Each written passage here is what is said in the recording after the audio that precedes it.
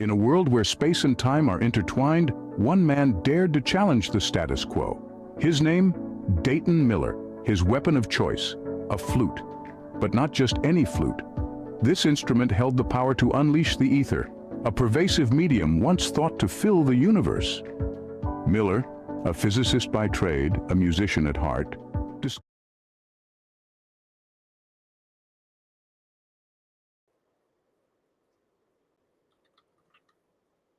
Yo.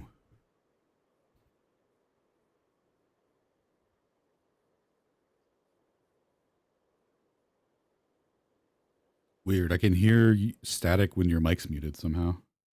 Oh, there we go. Now it's fine.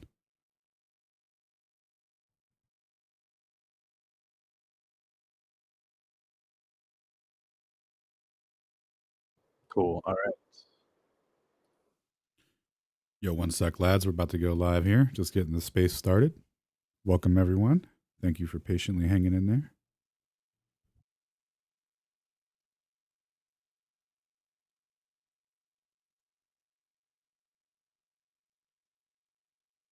Dude, we need some background music, dude. Where's my Toby playlist? Toby beats.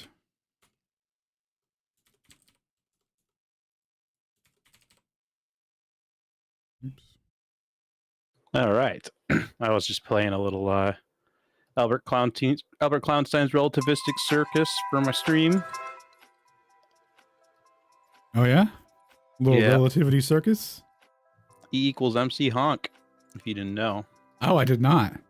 And all juggling frames are equal. Ooh. Is there two separate theories to explain a juggle frame that's in relative uniform motion versus an accelerated jugular frame, or no? Yeah, there's a few different takes on that.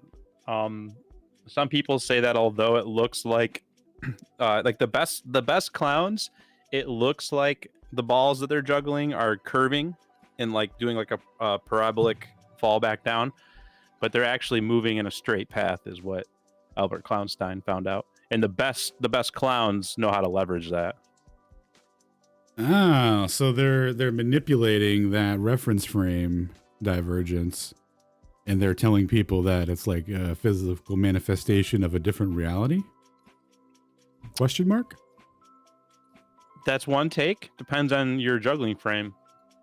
Well, that sounds like an outright scam, because only one of those motions actually occurs. Like, it's not, for realsies. Yeah, and that's how you get kicked out of clown school. Oh, dude, that's things like that. Are you a flat earther? That's what that dude. I'm a flat clowner, dude. I'm sorry. Are you a flat big red round noser? I do not concede to the juggling frame. Tragic. Well, cool. Let me go ahead and mute some stuff here. See if we got anyone in the YouTube chat. Yeah, while we're waiting, I'm gonna put all my stuff up in the purple pill that's not there to get everything ready. Still no purple pill. WT fudge. Unlucky, dude. Yeah, I should post my stuff too. So yeah, and as people are piling in here and as people are listening on our platforms, tonight's plan is to essentially lay out meta arguments. We're going to talk, Alan's going to talk about relativity. I'm going to talk a little bit about the magnetic field and the geodynamo theory and the core.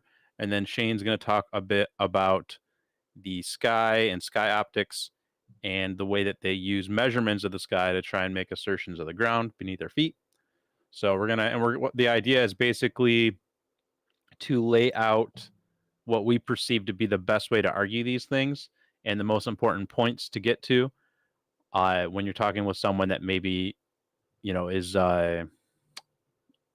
arguing the mainstream theories, we'll say. So yeah, that's the plan for tonight. And then of course, we'll just hang out here. Everyone's welcome to chime in, kind of open panel type of thing.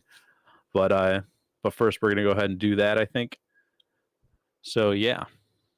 Yo, can you send me a link to the space, like the post where I can post to? Yeah, we can use my one from earlier. That should work. Okay, yeah. For some reason, I can't get a link to this, but I might This be will work. R-worded, so We'll use this one. I don't understand why it's different for the Ether Cosmology account.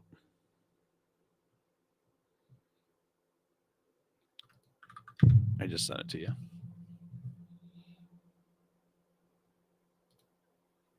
TY. No problem. I think we can use that there, and then we can post stuff to the Jumbo from there.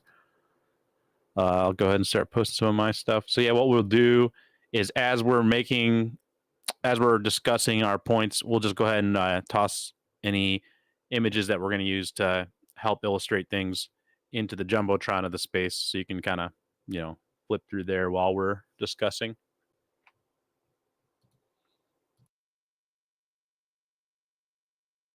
That's what you meant earlier by preload.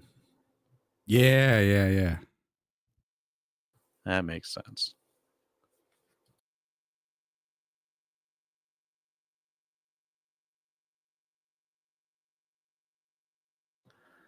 So yeah, while he's doing that, I guess I'll do the same.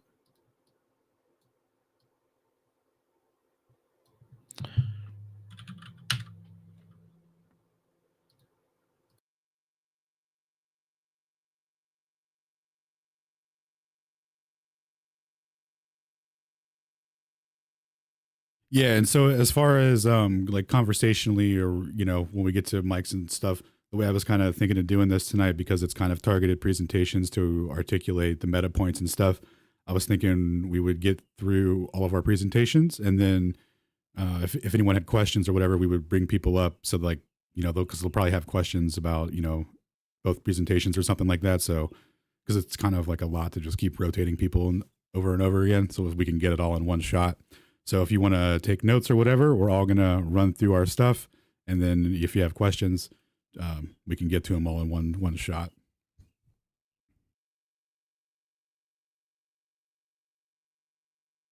Excellent. So yeah.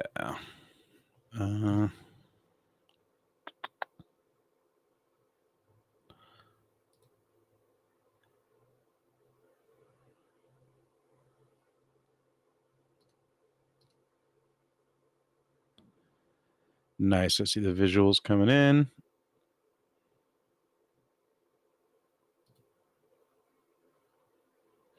So yeah, shout out to Stone, Ken, Laylee, Xavier, Flatlis, Tommy Lee, person I can't read your name, Space Ghost, Salty Tate, Luke, Heracles, Fe, and Plain Obvious and Xavier. Thank you all for being here. Oh, and Riggs, of course.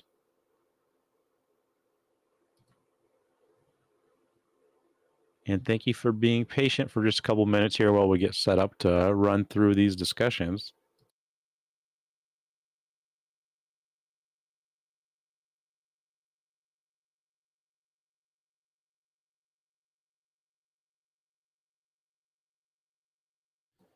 All right. You didn't happen to be sharing those in chronological order as I tweeted them, did you? Nope, but I can. You want me to pin them in order? Yes. Okay, yeah, I think I can do that. Cool. I think I can do that. Cool. Yeah, and as they come up, I'll go ahead and begin.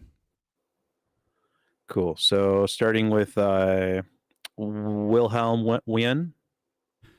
Yes. All right.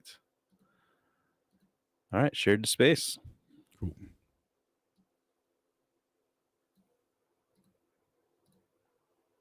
Did you want me to go ahead and start putting them all up there now? Yes, please. Oh, got it. Okay.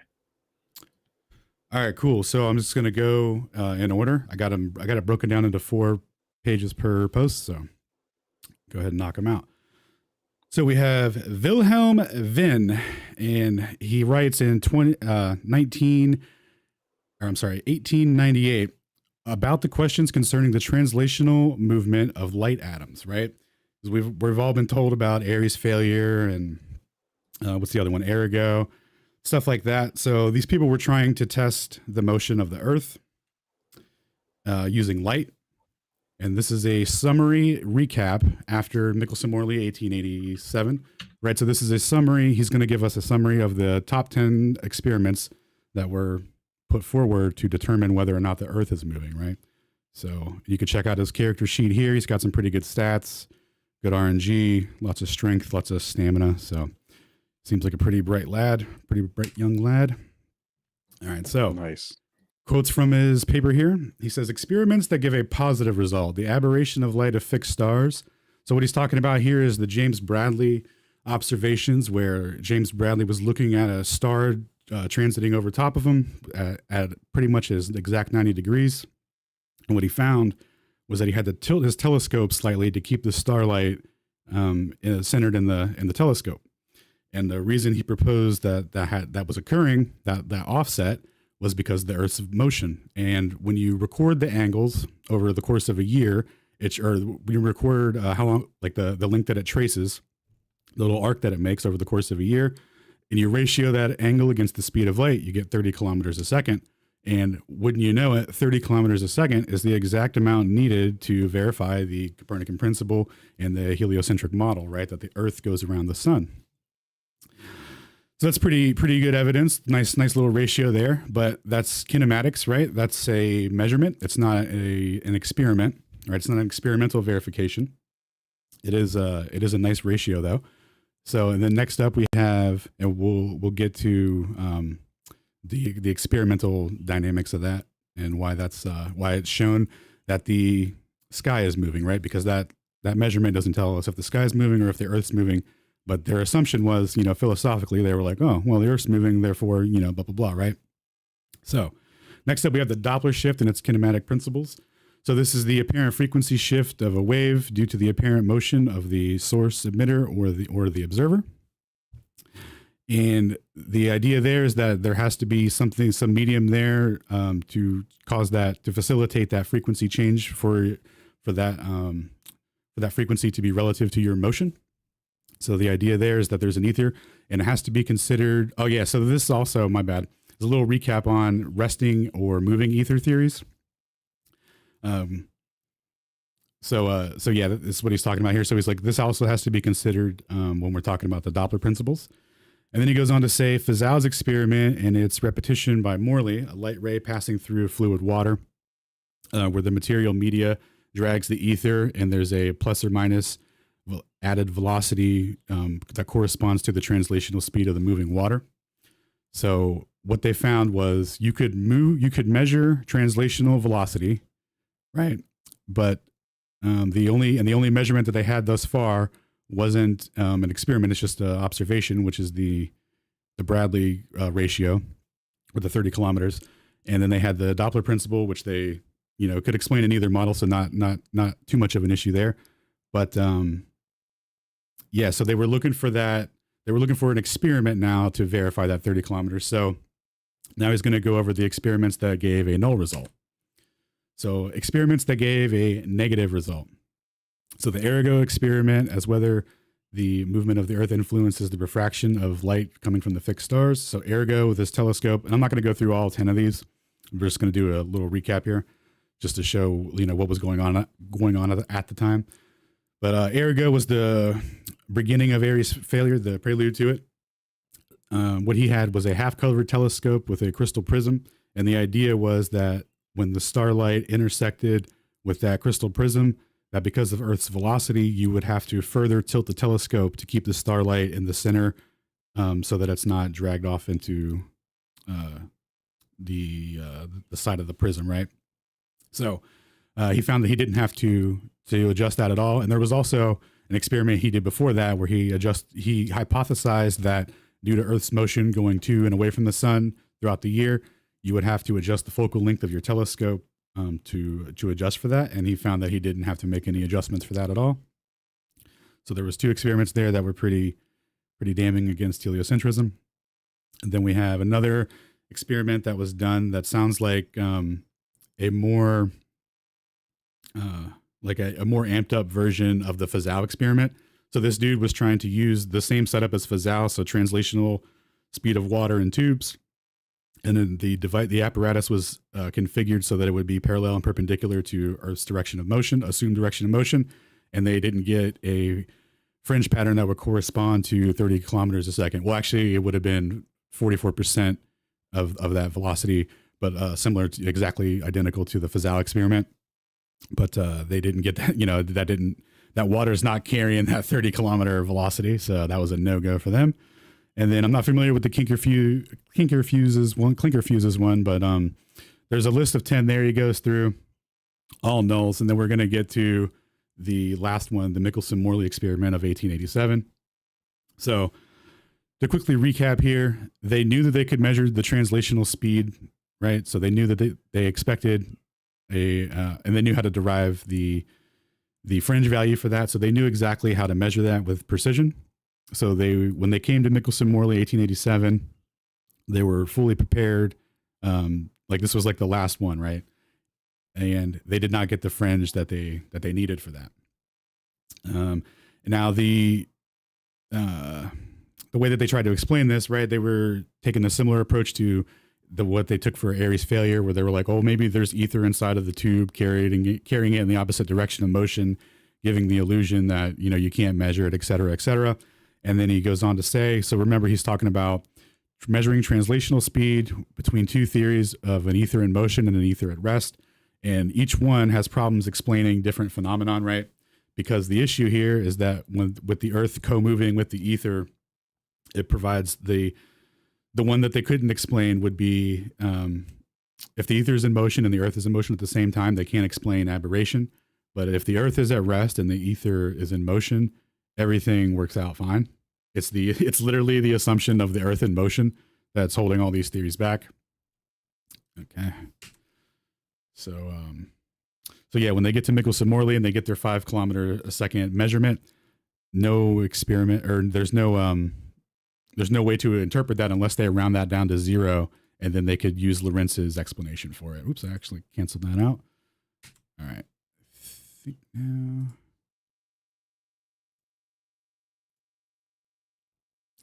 All right, so now we'll move on to Michelson-Morley and the interferometer and how all that works.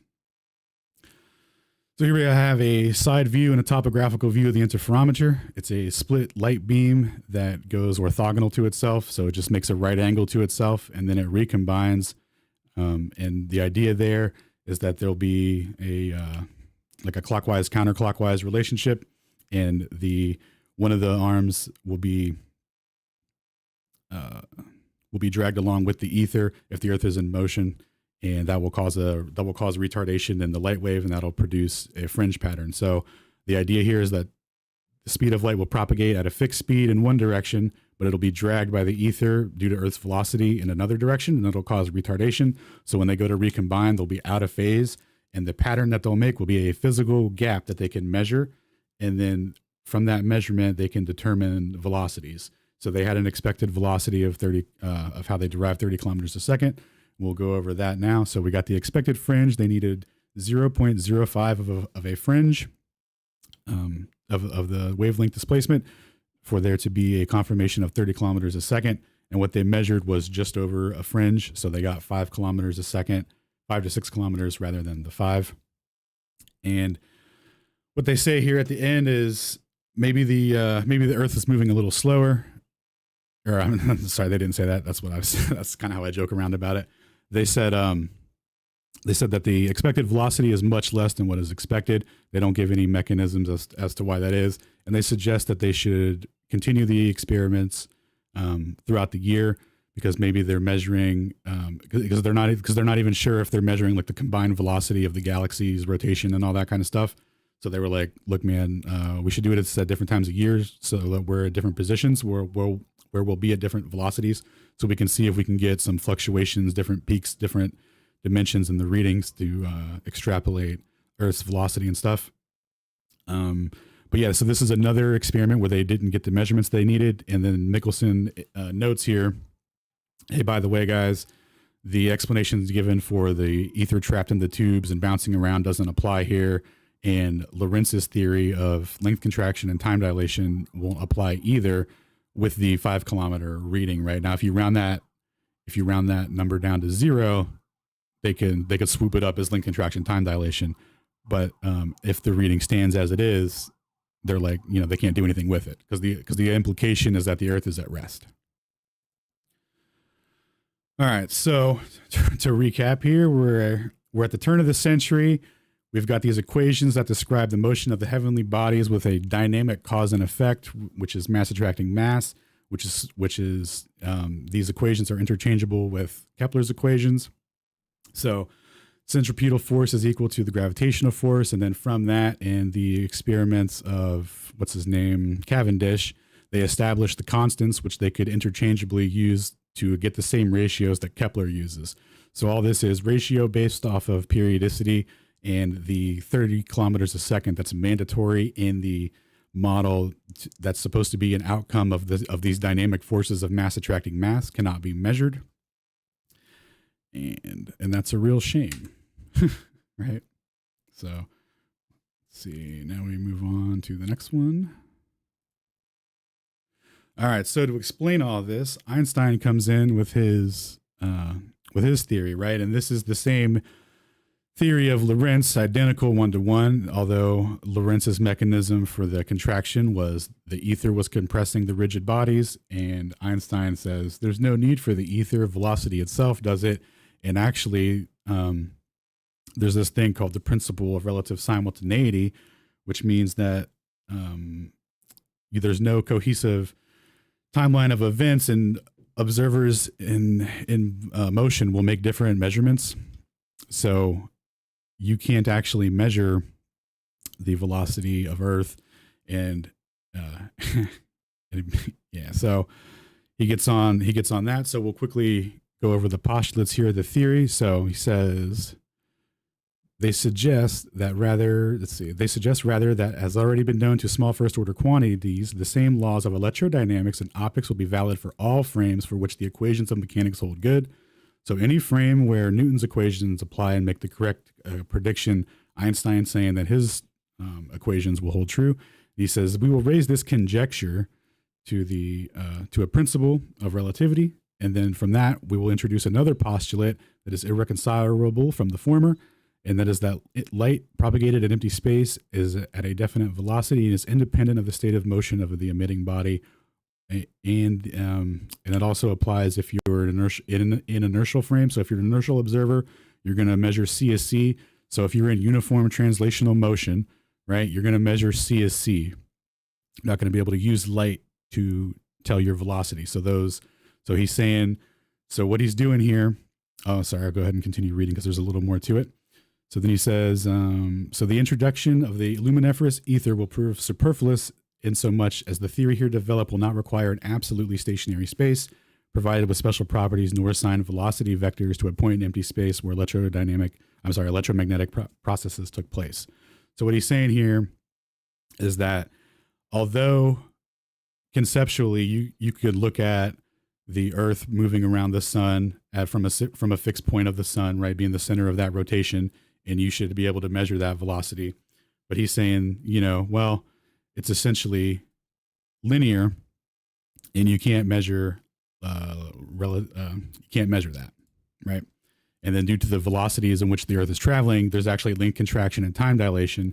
So it's going to give you, and it's going to be proportional to your velocity. So you're not going to be able to measure to confirm that, right? And then he goes on to say here about how his equations apply in a circle. So any closed polygonal loop in uniform rotation, his equations apply.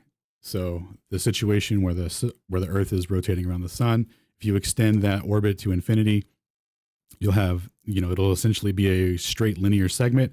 And he's saying that, you can't measure it. You can't measure that. So to give a visual representation of that, I have white X's that mark where absolute space would be, the thing that Einstein just removed. So you can look at it that way. So the Earth would be, moving around that fixed point.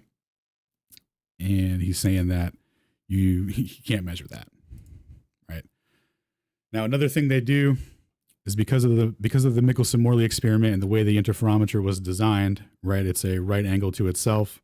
So they say that the right angle Michelson-Morley, or that a Michelson-Morley interferometer or an orthogonal setup or a right angle interferometer is for measuring linear motion, and it can't do that. And, an Earth has no velocity based on that. But they started doing experiments with closed loop circuits, and they found that the speed of light varies going east and west. And then actually, when you plot the peaks of that variance throughout the day, what you'll find is that it matches sidereal time. So they took that as a 15 degree per hour angular displacement, and then they said, well, ignore the translational speed that you can get out of this, right? Because this also, gives a ratio to the translational speed, but they ignore that and look at it as an angular displacement. Because remember, in heliocentric Einsteinian mythology, you can't measure linear motion like that. So that's how they look at it. So the measurements that were actually made by Michelson-Morley, remember, there was 5 kilometers a second, and that was at 200 feet above sea level. So when they talk about measuring Earth rotation as 15 degree angular displacement or 15 degree per hour angular displacement, there's actually a translational speed associated with that that's way faster than the 1,000 miles per hour at the equator. It's indicative that that Earth rotation is not what's being measured here, right? But it's been dressed up very nicely and delivered in a package where people think that these two apparatuses are not the same, or measuring the same thing, rather. Okay. And I think, let's see. All right. Next one. Almost done, guys. So we've got this theory that's proposed to be true. How do we know if it's true? We have the principle of relative simultaneity, which is as a consequence of the intertwining of space and time in relativity, two spatially separated events cannot be universally synchronized to a timeline, and the perception of the order of events depends on the observer's frame of reference. The first postulate would be and then the first postulate that follows that is any frame where Newton's equations apply, Einstein's equations apply, and that also applies for uniform circular rotation. And then we have the second postulate, which the velocity of light is constant in a vacuum and propagates independently of the source emitter or an inertial observer. So we have a paper here from Wong, who's going to walk us through relativity in GPS, because this is a core aspect of the theory, right? So before we even get to the posties, it has to be presumed that there's that relative simultaneity is true, and that observers in different different velocities are going to, in different reference frames, are going to make different measurements when two events happen simultaneously in another reference frame, right? So this is all dependent on this, and so he's going to go over the example that they give and how GPS actually functions, because it's a direct falsification of the core tenet of relativity theory, right? If this doesn't manifest in reality, then nothing else about the theory is physically correct. So, global simultaneity versus relativity of simultaneity. In any debate about the speed of light, the problem of simultaneity is always a focus. Relativity claims that the relativity of simultaneity, which states that two events occurring at two different places, which are viewed as simultaneous for an observer in a system, will usually not be simultaneous if viewed for an observer in another system. But contrary to this, simultaneity is key to GPS operations. GPS is a timing ranging system. It does not directly measure the distance between two places where two events, i.e. signal transmitting and signal receiving, occur. It measures the difference between the two instances when these two events happen, and then the distance is calculated using the range measurement equation. GPS, especially its space segment and control segment, make a huge effort to establish and maintain a GPS system time, or simply GPS time.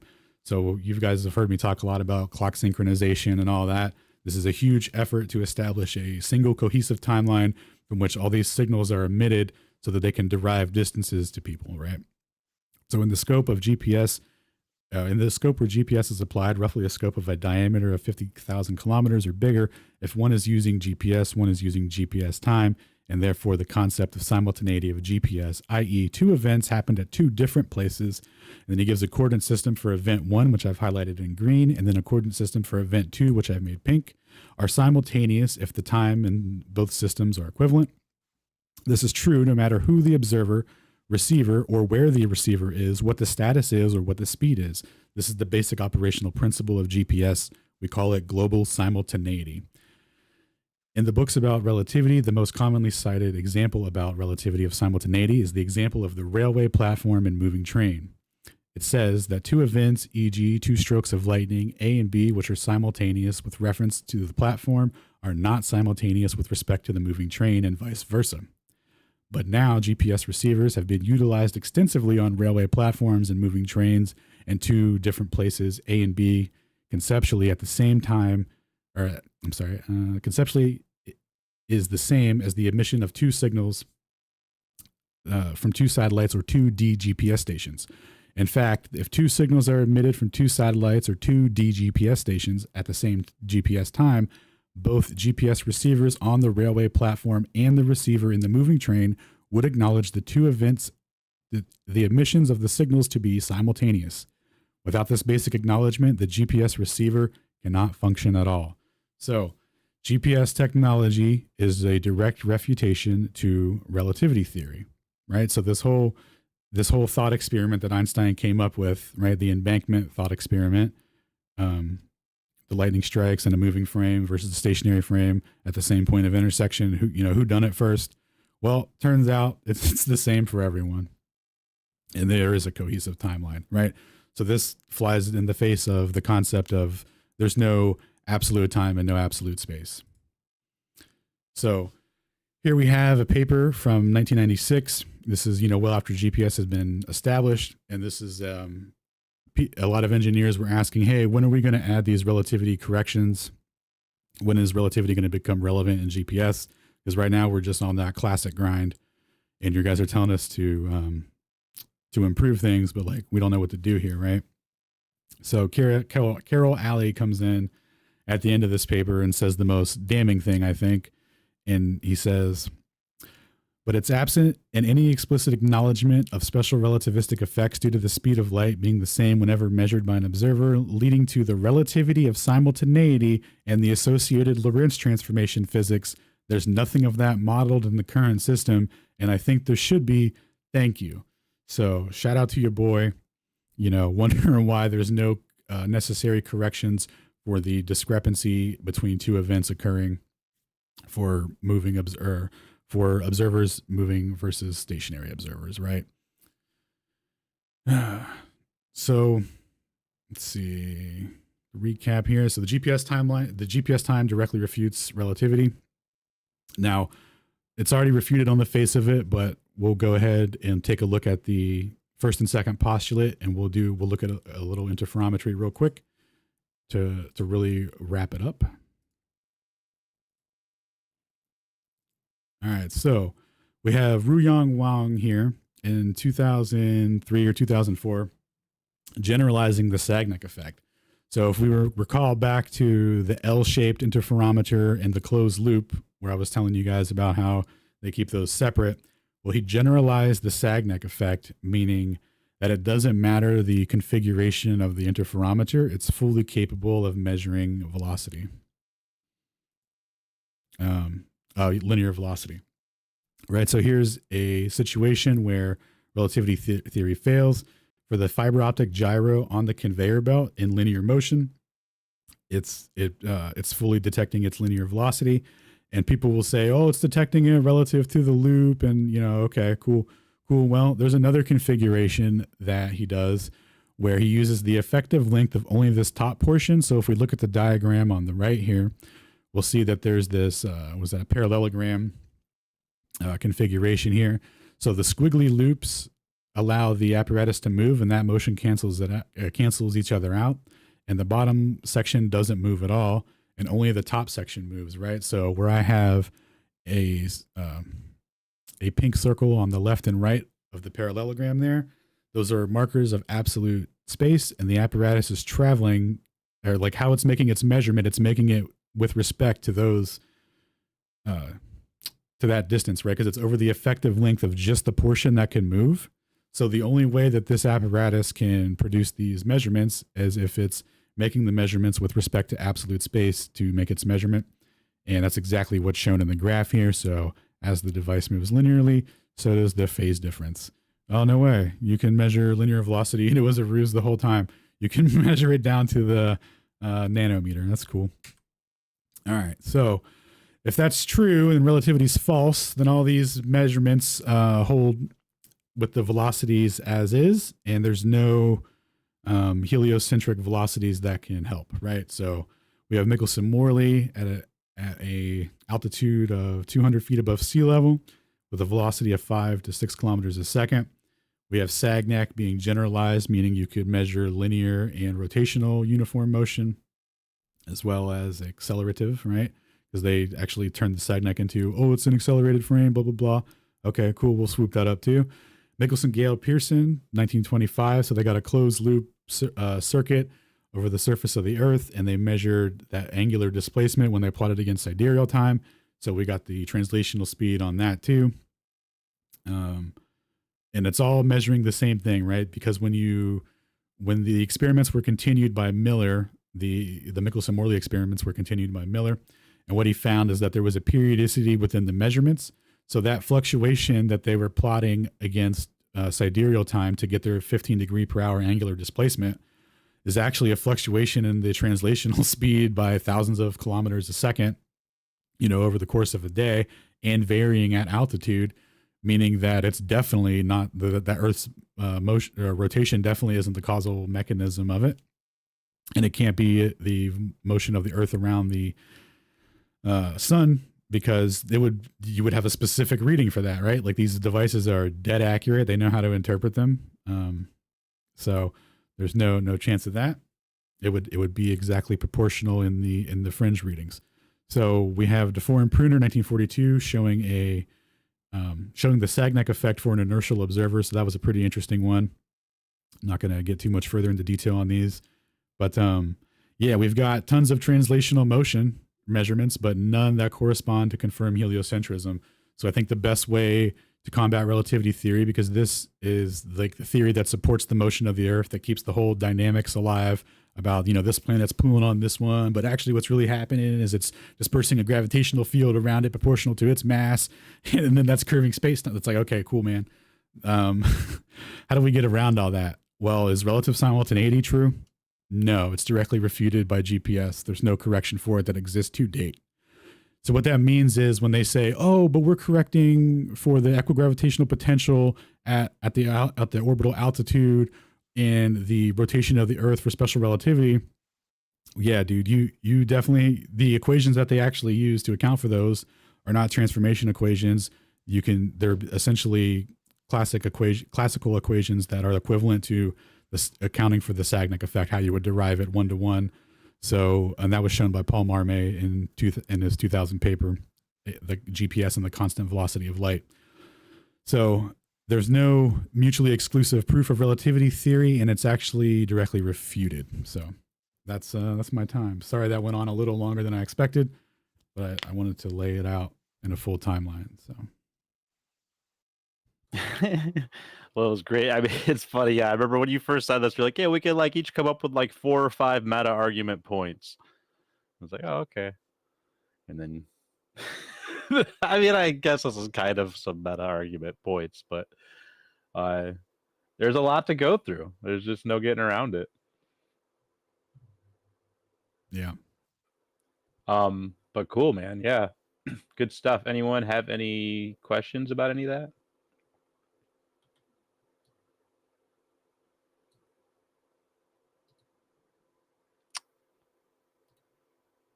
All right. Well, I can go ahead and now proceed with my portion. And so, thanks everyone for listening in. That was Alan talking about how they kind of got to where things are with relativity and laid it out pretty well. And now we're going to talk about the magnetic field. And so if you want to go ahead and direct your attention to the Jumbotron, there's a lot of posts up there. But my presentation here will start with the post showing a bar magnet and the globe. And it says, it says Earth is like a bar magnet. So if you pull that up, we'll be right on the right page together.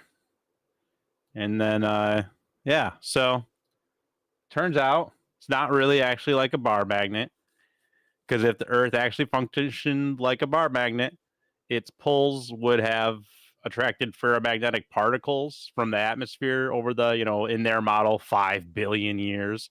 So for 5 billion years, you'd have ferromagnetic stuff just like forming at the poles. And you'd have this crazy mountain that would eventually form of all the iron and stuff from that, from the dust in the air. And then you, on top of that, the magnetic field, if it was a giant bar magnet, a magnetic field with that level of mass would, it'd reach like 40,000 miles into space and it'd create an insane magnetic field. So it's not like that necessarily, turns out. What we actually have, if you go to the next slide over, is an electromagnetic field. And yeah, the Earth is not a bar magnet. She is an electromagnet. And that's why when you go to the North Pole, you don't see a ferromagnetic mountain. And in that supposed picture of the North Pole there's not even there's nothing underneath that. It's water. So now moving on to the next tweet over, we have a little picture showing the wandering pole. The North Pole is moving to Russia. And that's because, according to them, there's this magma stuff, this liquid iron in the outer core, not to be confused with the inner core. And that liquid iron in the outer core swirls and swirls in these helical flows. And there's a bunch of friction, and that friction dissipates. And there's magnetic diffusion or the magnetic generation output is higher than the magnetic diffusion. And so we have a magnetic field from that. But because those helical flows tend to bob and move around a bit, apparently that causes, this is what the mainstream science will tell you, that's what causes the magnetic field to move like this. Now you'll see they have data there going back to 1831. We'll get into that in just a moment here. And actually, if you want to go ahead and go to the next tweet over in the Jumbotron, pulling it up myself here, it should be about the dipping needle. Yep, Fox's dipping needle. Or wait, no. So first, real quick here. So yeah, convection currents, as you see in the tweet, convection currents of iron nickel in the outer core. So I described those helical convection currents, and we're going to get into this more in a bit. But one very important point to know about their theory is that these convection currents that generate our magnetic field, they are not aligned with the Earth's proposed rotational axis. And they even invoke Coriolis. They invoke that rotation as like the central cause of those columnar helical, or of the columnar helical, or of that helical orientation. So the fact that it's not aligned is quite anomalous and problematic for their theory. But just yeah, interesting note there. But we'll get into those a bit more in a minute here. But first, so moving on to the next slide, back in the 1800s, pull up my notes. So this, you'll see a photo there of a lad. That's Mr. James Ross Clark. And he used, so they didn't have, magsat satellites that do magnetic field readings and magnetometers of all different, flux gate magnetometers and multiple vectors and yada, yada. What they had was these dip needles, these Fox's dipping needles. And supposedly back in the 1800s, there were some Royal Society expeditions that went out, and they set out around the world, and that's how they mapped out all the anomalies for, they said for better compass accuracy. So what anomalies am I referring to? Oh, and if you look there, you'll see a little photo of them down in the south. This guy supposedly almost went as far south as Mr. Shackleton. So next slide over.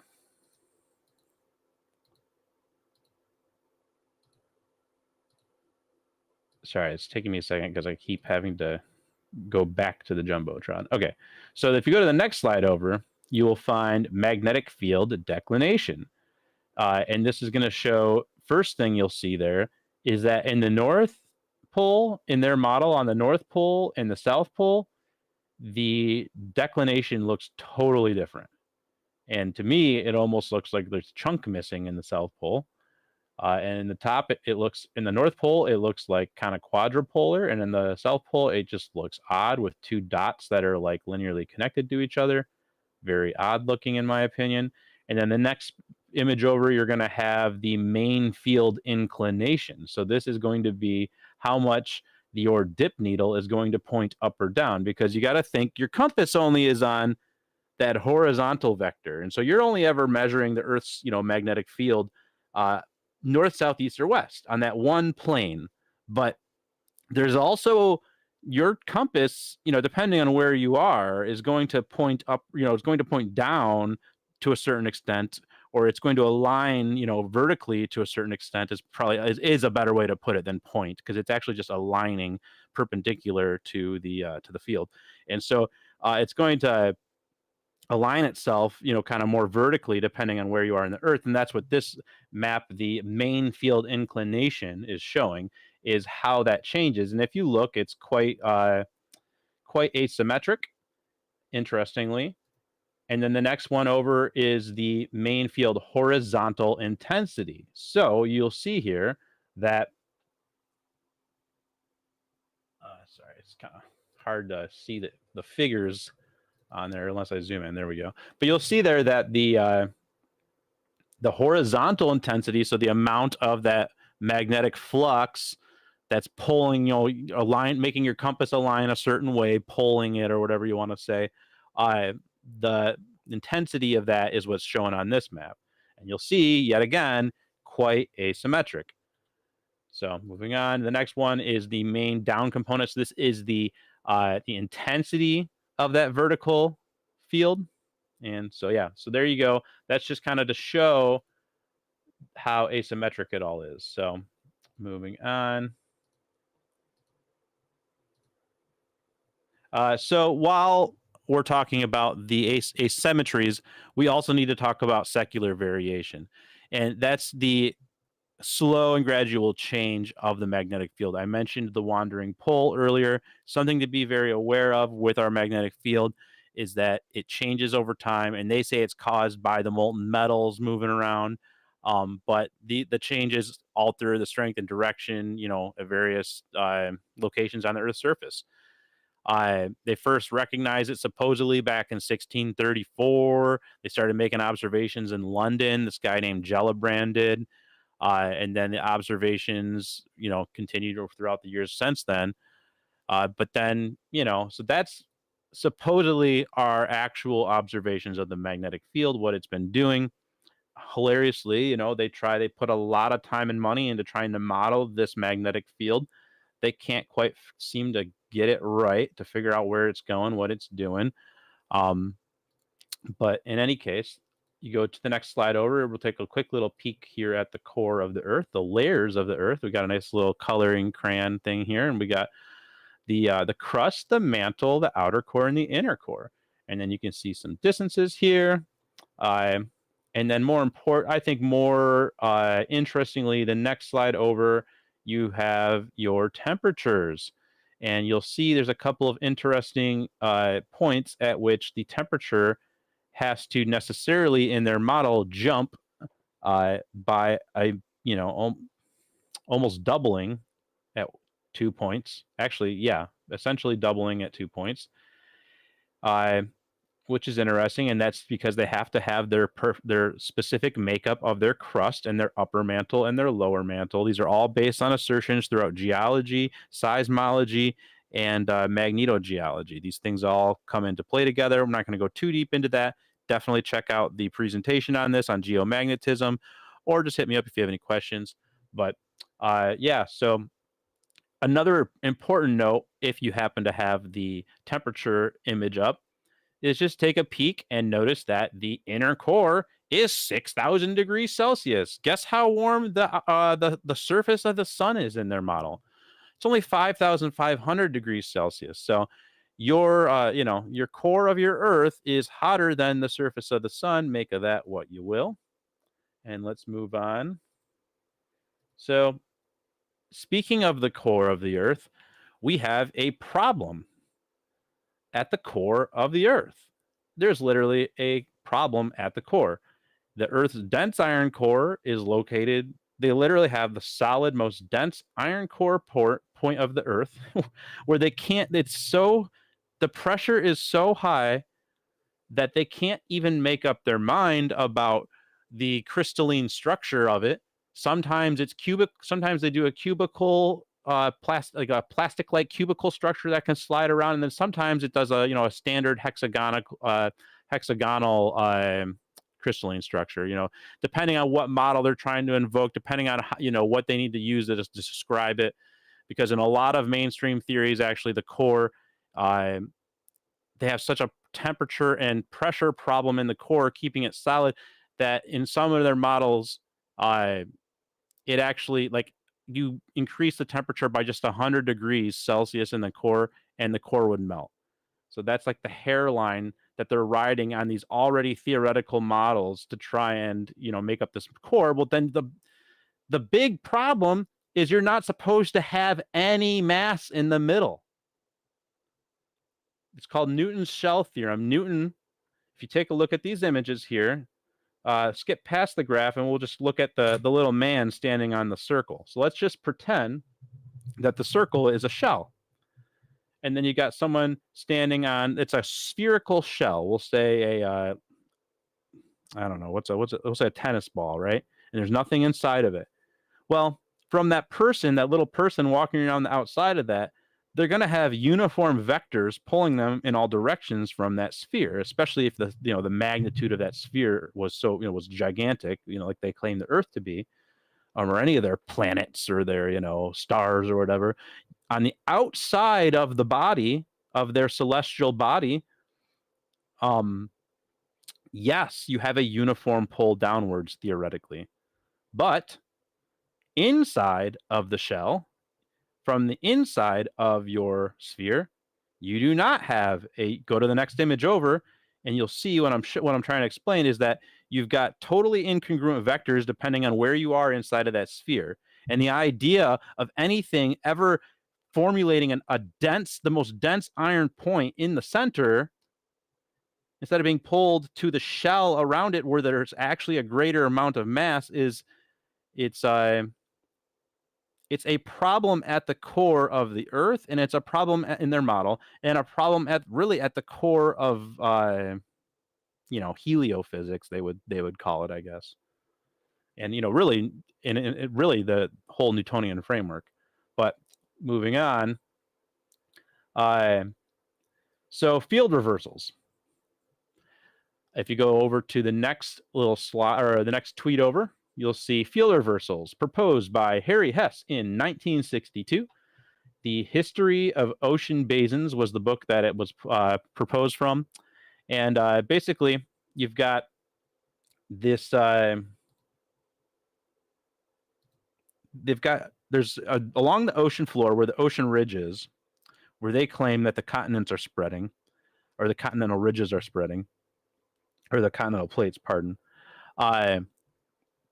The foundation of, so where that's happening, there's lava coming out, and as that lava cools, there's an alignment of the ferromagnetic properties of that iron. And currently, as that lava is cooling, it aligns itself to our magnetic field. Now, if you go out further out away from that ridge, there's a point where it stops aligning with what they perceive to be our magnetic field to be, and they say, or they measure the magnetic direction to switch. So if you look at the image showing the mid-ocean ridge, you'll kind of see what I'm talking about. You've got the magma coming up in the center, and it's pressing outwards, and then you get these stripes. And what the stripes are showing is different magnetic directionalities. So as the magma cools, they claim the ferromagnetic property that it must have. So I don't know if you're familiar with, sorry, I'm getting ahead of myself a little bit. So if you're not familiar with the idea of the field reversal, the magnetic field reversal, this is their theory that the magnetic field flips pulls. The North and South Pole flop every 250,000 years supposedly. Well, crazy. A little problem is it's been like 780,000 years since the last reversal in their model. They have no idea why. It just is what it is, but it must be. So yeah, we're currently running behind by about 520,000 years on the field reversals, and it's really just based on what they saw on the bottom of the ocean. They're just assuming that this rate of magma has never, like, we have the tiniest sample of less than 100 years of watching this magma emerge from this ocean ridge. And yet they just assume the rate has never changed throughout billions of years. There was never anything else, never any other ferromagnetic materials that were brought within range of these things. These things were never turned or moved. Nothing else ever possibly could have happened on the Earth that could have caused these rocks to have, flip-flop magnetic signals.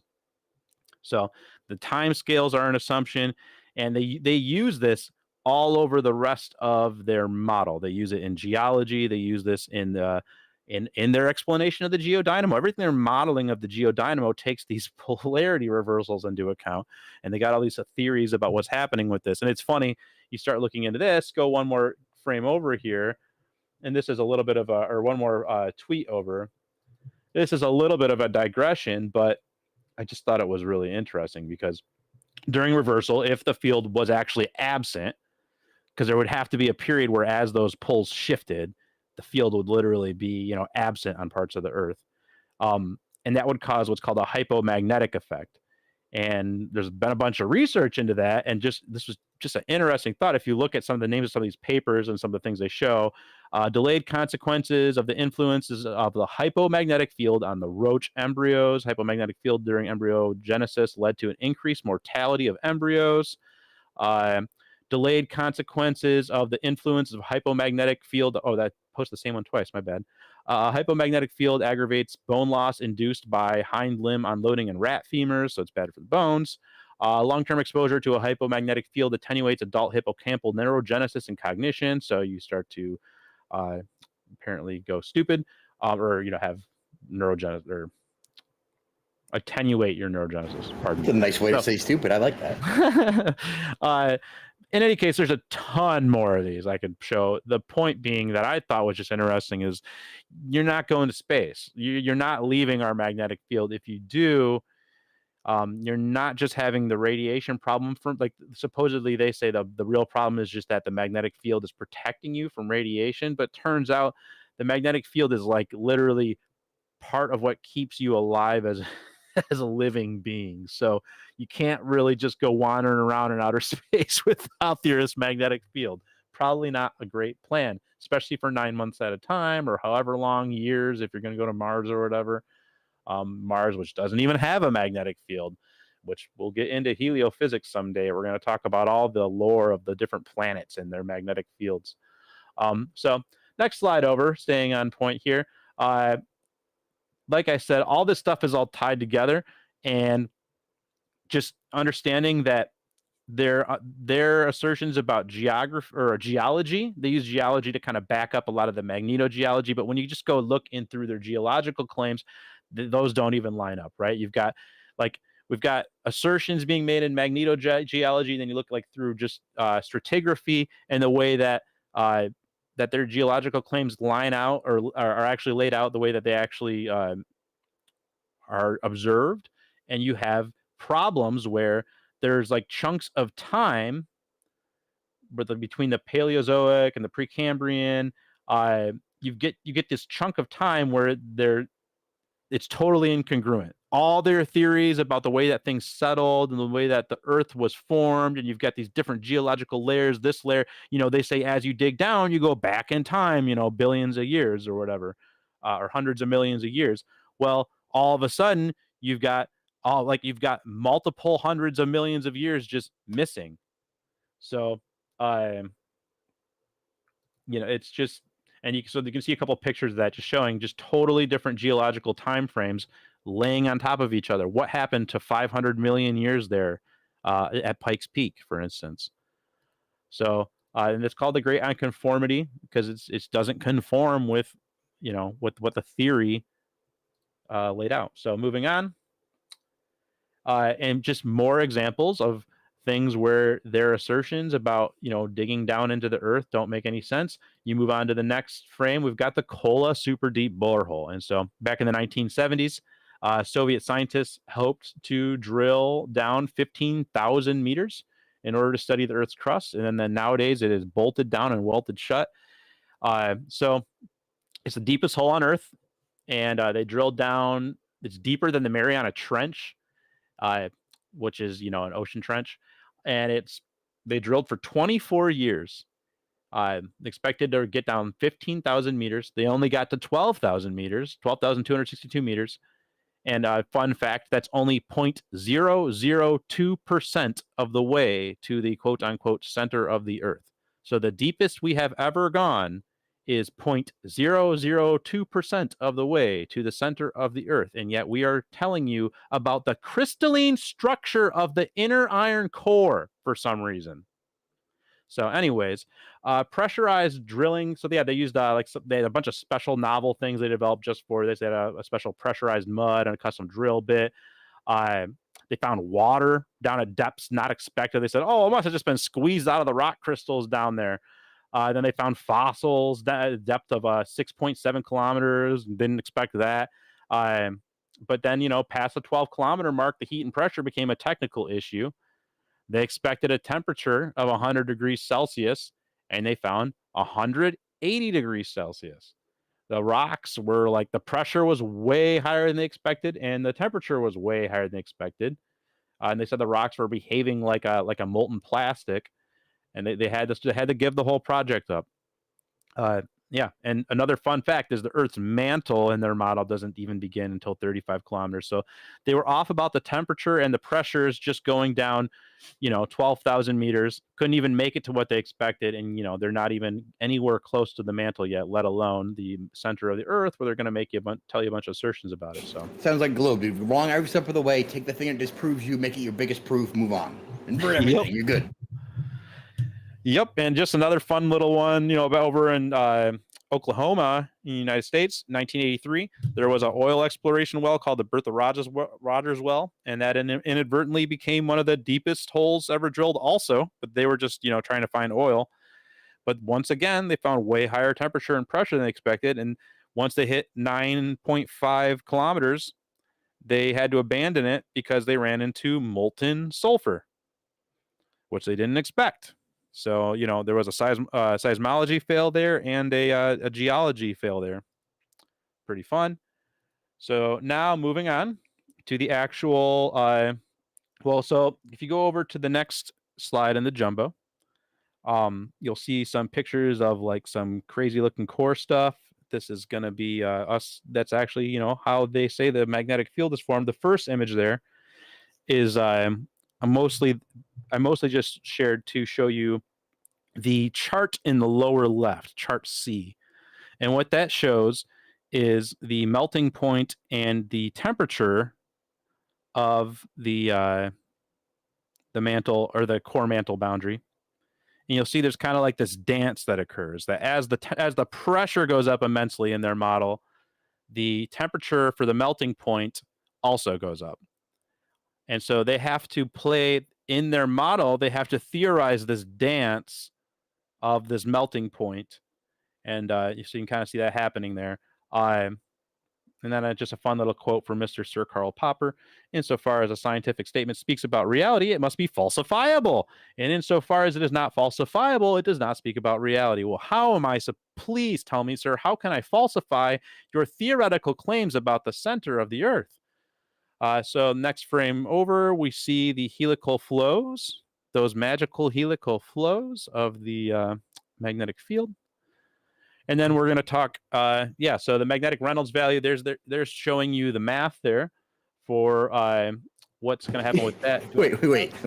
They said they went in and they fucked up every aspect of it up, came out experts and champions of core mechanics. Of course. Okay, I just want to be clear. I couldn't quite get it in my head. All right. Yeah, so just now getting into the actual, talking about the way they claim this magnetic field is formed, right? So they've got those convection currents, those helical flows, and so you've got like a hot to cold going on, and that causes like a convection current. And so you've got the cooler mantle outside of the outer core, and then you've got the hotter inner core on the inside of the outer core. And so you get a natural convection flow going back and forth from that as it cools and heats. And then because the Earth is spinning, Earth ball goes spin, it makes those kind of that coiling, that flow, even though it doesn't even align with the rotational axis. Isn't that crazy?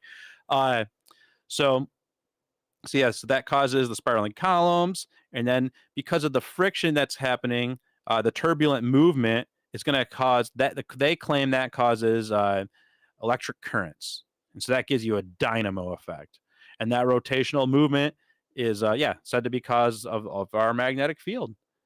Now, interestingly, like, you can't have the bar magnet in their model, even if they wanted to try and tell you, and they literally will try, like literally Neil deGrasse Tyson, quote unquote, Professor Dave explains, like these people will literally tell you Earth is like a giant bar magnet, quote unquote, like verbatim. I don't know why.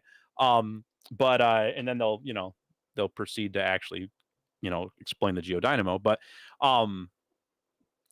you can't actually have the bar magnet because of what's called the Curie point. And that's ferromagnetic materials lose their magnetic power or their magnetic properties at, for iron, it's around 1000 Kelvin. But the temperature at the, in the core would be like 6000 Kelvin. So you're way, way, way above where you're supposed to be able to maintain a ferromagnetic property. That's why they have to have these helical flows to have that static charge that's claimed as the build from the friction of the convection currents. So just to get to like the heart of the meta argument here, if the person that you're talking to is aware of this, if they're like studied in this, then they're going to say, well, you don't have to, theoretically, it doesn't have to be below the Curie point because it's a static charge that's being happen. And what they have this another dance they have to play here, where they get into their magnetic Reynolds value, and so that's like their ratio. It has to stay above 1, and it's the ratio of the magnetic advection versus the magnetic diffusion. So, supercriticality is reached when you have more advection than diffusion. So you're putting out more magnetic field than is diffusing, even though you're way above the Curie point. And the hotter you go, the less sense it makes to hold any magnetic field, right? So they have this dance that they play and they simulate it, they run the simulations as hard as they can. Like literally they're like maxing out every little processor they can get to try and simulate this. And they still can't do it. The Earth spins too fast. They can't do it. They can't simulate our magnetic field because they say the Earth spins too fast. So what they do is they simulate a slower spinning Earth, multiple orders of magnitude slower. So anyone that tells you that they've simulated our magnetic field is misinformed, because all they've really done is simulated our magnetic field at a rate at a slower spin rate. If the Earth spin this much slower, then maybe we could have a magnetic field that would look kind of like something like this. Oh, they can't do that for any Earth spin. They can't get that right. It's notoriously tricky. They've never had it. So, So yeah, really, it's all about the magnetic Reynolds number, and it's all about the advection versus the dissipation, and the multiple lines of the multiple leaps of faith that you have to take in order to take any of this to be true. Like if you want to get to the geodynamo, if you want to get to other thing, you've got to take the field reversals on, you've got to take the inner and outer core on, you've got to take a total violation of Newton's shell theorem on. But who cares about that? Because they've already totally internalized an absolute violation of Newton's shell theorem from the get-go anyways. Like none of their stuff, none of their celestial bodies have hollow insides, but mathematically that's what it should be. So that's pretty much that.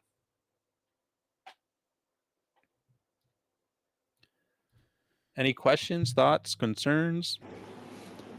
I learned like 4 words just now. Nice. Yeah, that's always cool when that happens. Yeah, so the convection currents not matching the rotation of the rotational axis is hilarious. Like there's so much gravy in that presentation you did. Like their position's completely untenable. Like they can't even simulate it.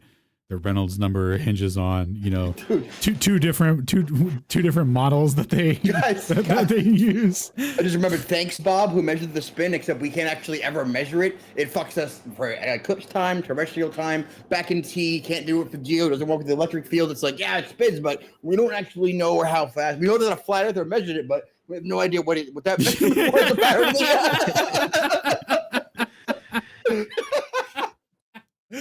Oh man, yeah. And I love what Witsit said a few weeks ago, like about the whole thing of like they're always like, "Where's your model? Where's your model?" Like, literally, they can't model our magnetic field. Like they can't straight up. Like, that's a question we could flip on them just as easily. Dude, it's like, hey, where's your model for like say eclipses, sunrise, sunset, and equinox on one model? Because you don't have one of those, but I do. So that actually sucks, dude. You know what? I'll throw the I'm gonna throw one more thing in the jumbo of the that video of that professor talking about how they can't simulate it because it's out multiple orders of magnitude outside of their computational power. He's like, yeah, you could try. It'd take you like 30 years and you'd still never get anywhere close. 30 years of computation and you'd still never get anywhere close. So probably not a good idea. Who's the guy that was just like, I can fill pages of tedious calculations that prove exactly what I wanted to, or whatever it was like, but I'm not going to do that. And then like that guy Stone was like, hey, he had all these formulas, but he was careful. It's only 17 pages or whatever. Shoot, where is this? So all right, I got to do Canva presentation. So how are you guys going to see Canva? Ooh. And also here's all my stuff separately. so here's how we'll see it. Discord call.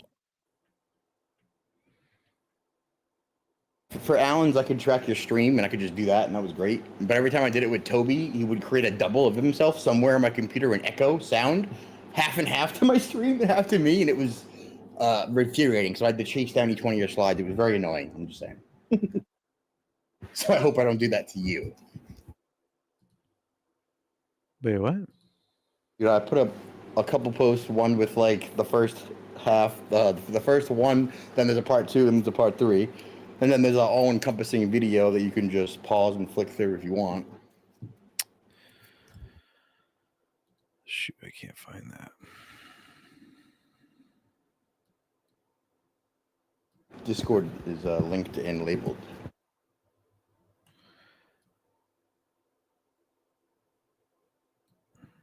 So is that the plan then? And then I guess people that are listening in the space can just watch on Alan's stream or my stream or your stream. Do you have one up going too? Of course, several. Hold on. What if I just do this? Canva audience go. Google Gadget Canva. Boom. Nothing happened, but I was premature. So my stream will see this. I'm just gonna full screen that. Get rid of that.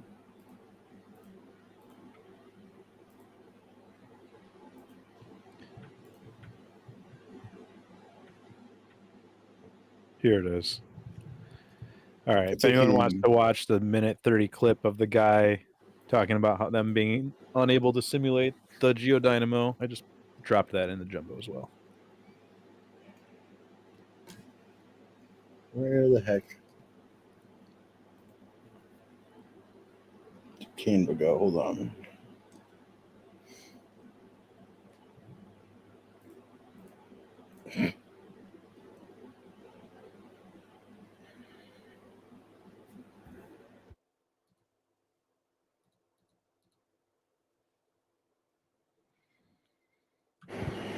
Okay.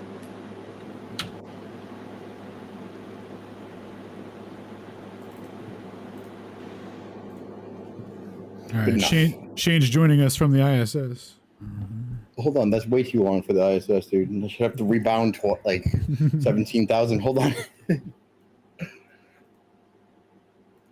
Yeah, dude. I had Canva set up with a nice frame, and then it was like gone. So now I'm like, all set, front and center. Off we go, dude. This dude, you guys said 15 minutes. You were like, you're not gonna do 15 minutes, are you, Alan? Nah, just let Shane toil in hours of servitude to try and trim all that information down. We'll just go blast through 40-minute presentations. Yeah, sorry about that. I figured we would all do that, and then I was like specifically like, no, it needs to be able to be viewed on BitChute. If people can't do it while they're in a trip to the bathroom, they're not going to watch it or digest it. So, a lot of effort. Let's see. What up, man?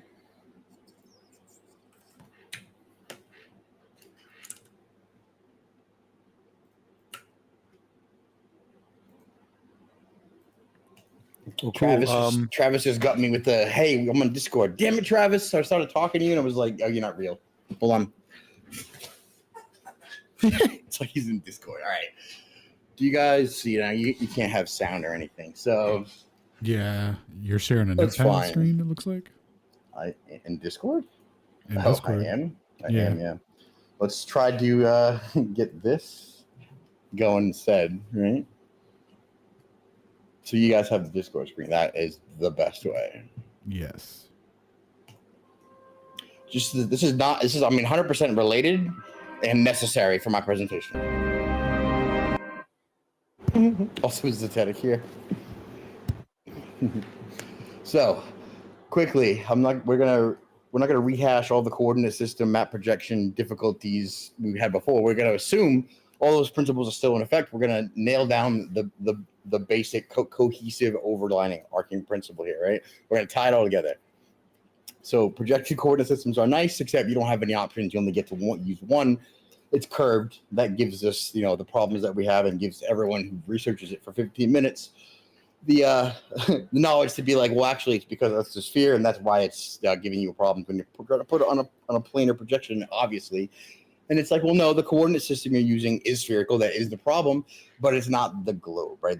They got the coordinate system from the sky, from the curvature of your hemispherical view, and then use that to map the geoid, right? We have a geoid with land and water, mostly water. So when they're mapping it, what are they cardiographically aligning to? You guys think most of the time? Scratch that. 100% of the time is to the sky, to the stars, to the lat-long coordinate system that they've been building the whole time. Now, people already from before were misinterpreting it and going, "Oh, he thinks the sky is because it's planar and doesn't make a revolution on tires work right." Right.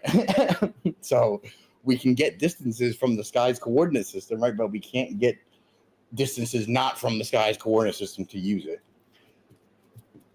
So again, map projection, basic Wikipedia. Is it the globe? No, it's literally a coordinate system, and we call it the projected coordinate system. And again, with latitude and longitude, you're allowed exactly one coordinate system. And if you are smart enough to figure out that you can do stuff with the sky, alternatively, inversely, then you get two, and they're identical. So curves all around, geodesics for everyone, I guess.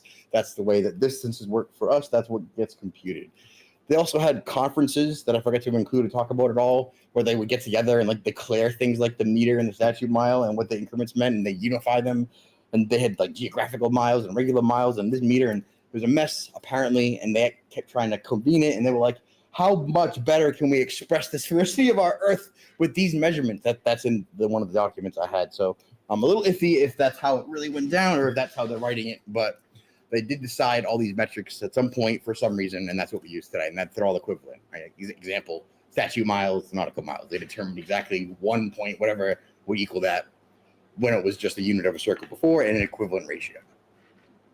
Moving right along, back to this part again, nailing this home. It's the geographic coordinate system. There are others. You don't get to use them. Don't worry about it. Now, this right here, honestly, is a pretty cool little animation that I'm going to let play infinitely because it kind of ties together many of most people's misunderstandings, right?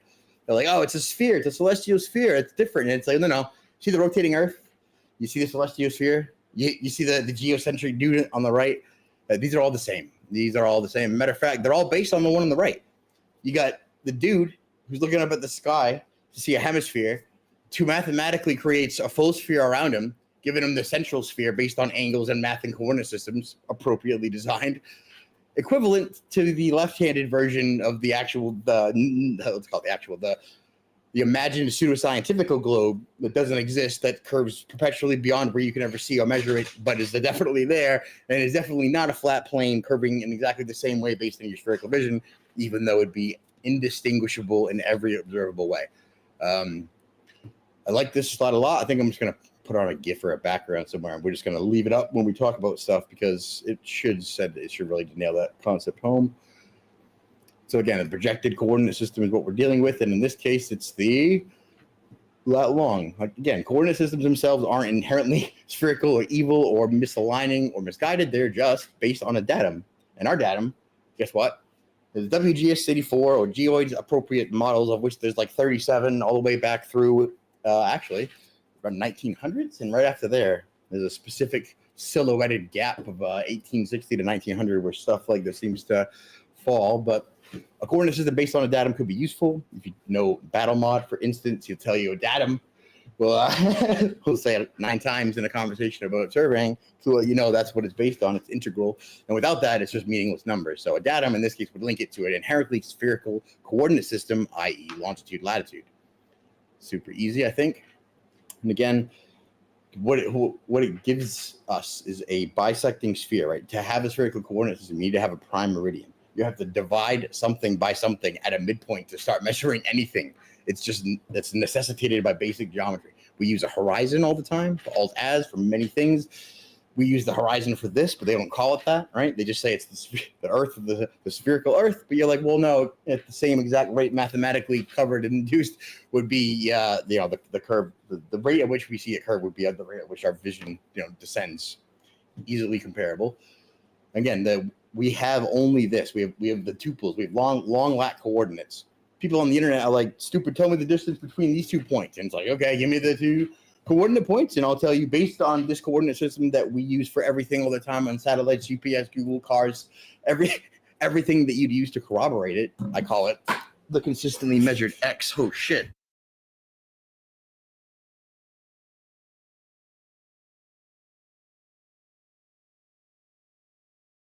That didn't sound good. No. You there, Shane? Well, what we have here, gentlemen, is a bisecting accident. I probably spilled soda and then made it worse by putting my car phone, all the wires in it. So I was like, ooh, hold on. Let me move that. Oh, no. Yeah, it's all good. If I don't do it, it'll be sticky later, though. All right, so could have been worse. Let's move on to the long lat coordinate system, which is different than, a projection or a map or a thing. It's like, no, you know how you can't have like a human without a skeleton, right? Otherwise you'd be a fucking jellyfish. Well, that's what this is, right? So it's like, oh, how does your projected skeleton look spherical, planar today? And it's like, no, it's all based on the same skeleton. You look the same, stop it, go back to work, Johnny, or whatever. Not a projection. It's literally the reference grid system in which you're allowed to compute, compare, accurately look at, determine distances, positions, directions, right? How do you know what Australia looks like? It's all based on this. So again, the graticule, right? What is it definitionally? And this is going to get a little tricky real quick because there's some confusion, and it is one of the things that mainstream tends to like obfuscate and lie about. So let's go through that and see why that might be. But it is the gridded network of lat long, the pattern that meridians of longitude and parallels of latitude form the surface of Earth. Now that may be vague to some people, but that is very specific. It says patterns that the meridians of longitude, right there. We went over great circles and meridians and necessitated by a sphere, and I said it about 38 times, I think, between that one and this one. Hopefully we would say that, hey, when you have a bisecting sphere and a meridian, you got a spherical coordinate system, and there's no way around that, right? That's what it is. So a graticule that requires that will always inherently be spherical. Nothing you can do about it. If you ask, say, ChatGPT, could you have a non-spherical graticule? It'd be like, well, yeah, graticule maybe definitionally, but then don't forget, and then other projections will do, but conformal. And you're like, well, wait, hold on. You just told me all this, and that contradicts what you were just saying. Turns out that he'll tell you, well, the Mercator projection of the coordinate will straighten out those meridians and it will give you directionality. And it's like, yeah, but you're still just a different projection of the same coordinate system that is inherently, as we just determined and confirmed. You're telling me that when I project it differently on this projection, again, the same data, the same directionality, because the lines are prettily linear and grid-like, then now I don't have the problem? And it was like, well, no, so back and forth you go to figure out that, no, right in the definition where you started, that's what it is. It is a spherical grid system. It literally says lat long with prime meridian. So very specific, very, very exclusive to one type of coordinate system, which brings us to our problem, right? Our sphere going into the square peg or the square into the circle, or just trying to put this perfect celestial sphere onto a piece of paper / map. We're just going to do one quick look at all the different ways that works, doesn't work, and distorts and confuses, because we spent a lot of time on it before, and there's a lot of stuff out there that people can look at. And not to mention, this is the one thing people like to regurgitate in one piece or another, to be like, nah, I know because sphere. Like, I know that Mercator and conical and North Pole, and you're like, good, great, that's great, you nailed it, showed me, or whatever. Turns out we may have looked into it a little bit more than that. So I think if you start with most people will understand that the lat long system that we have is inherently spherical. However they get there, they understand that, right? Whatever way, they're like, oh, because glob, or if they understand, coordinates and how that would work, what a geodesic is and how Haversine, maybe it's all that. It's probably just glob, to be honest, though. That's a lot of their reasoning. Not going to lie. So this one is just going over why lat long is inherently spherical. Number one being requiring a meridian. Again, the great circle, it's the geometric requirement, is a physical necessity for this. You can't have a coordinate system that isn't based on a great circle. Just be like, how do you tell people which section of your sphere is in if you can't ever start the circle? Where do you put the 0 and the 360? You have to pick one, and you have to have a reason. And it's like, no, I'll never be able to use it. Yeah, exactly. So that's where they're at with the system anyway. When we have the spherical trigonometry is inherently part of lat long, right? Because we're doing inverse calculations with coordinate system transforms, say between the celestial and the geographical. This just means someone's looking at the stars using the right ascension declination grid system and using the lat long, and they're smart enough to determine that there's a relationship between, say, right ascension and longitude, and that they're both time-based, and you could do an equivalence of, say 15 degrees per hour, and then get an inverse for the 90 degrees to get what your corresponding angle would be, and that will always work, right? Even though we don't live on a sphere, the perfect half sphere that we see and work with will, of course, mathematically be described underneath you the very same way. So just because it isn't there, doesn't mean they can't use practical math based on it. Isn't that crazy? Well, when you think about it, it actually has to be that way, right? Because It's exactly this. We have just a plane. We've only ever seen a half sphere. It turns out the circumference is the key to everything, and everyone keeps talking about the radius, but the circumference is what's been measured. The circumference was what Eratosthenes based it on. The circumference is what came from the sun rays, and the circumference is what keeps bringing us back to X. So when we keep doing celestial alignment and orders to the stars and, the equinox, and it's like, yeah. Well, this is exactly crap. My dog looked at me. I forgot what I was just going to say. I feel like I'll come back to it. Nice. It was like, Brady epic. Nah, it's gone. The circumference. Yes, there you go. See? Like everyone did the radius, but they didn't get the radius to compute the circumference. They calculated the circumference, always calculated, and then computed the radius because, algebra. 2 pi r works, many ways. Anyway. We always compute the radius and we deal with the radius. But again, when we say that the radius of Earth has been measured, and when people present, wonderful presentations on angular resolution limits, radius criterion, the difference of your distance to the horizon, and, trigonometry based on 8 inches per mile squared.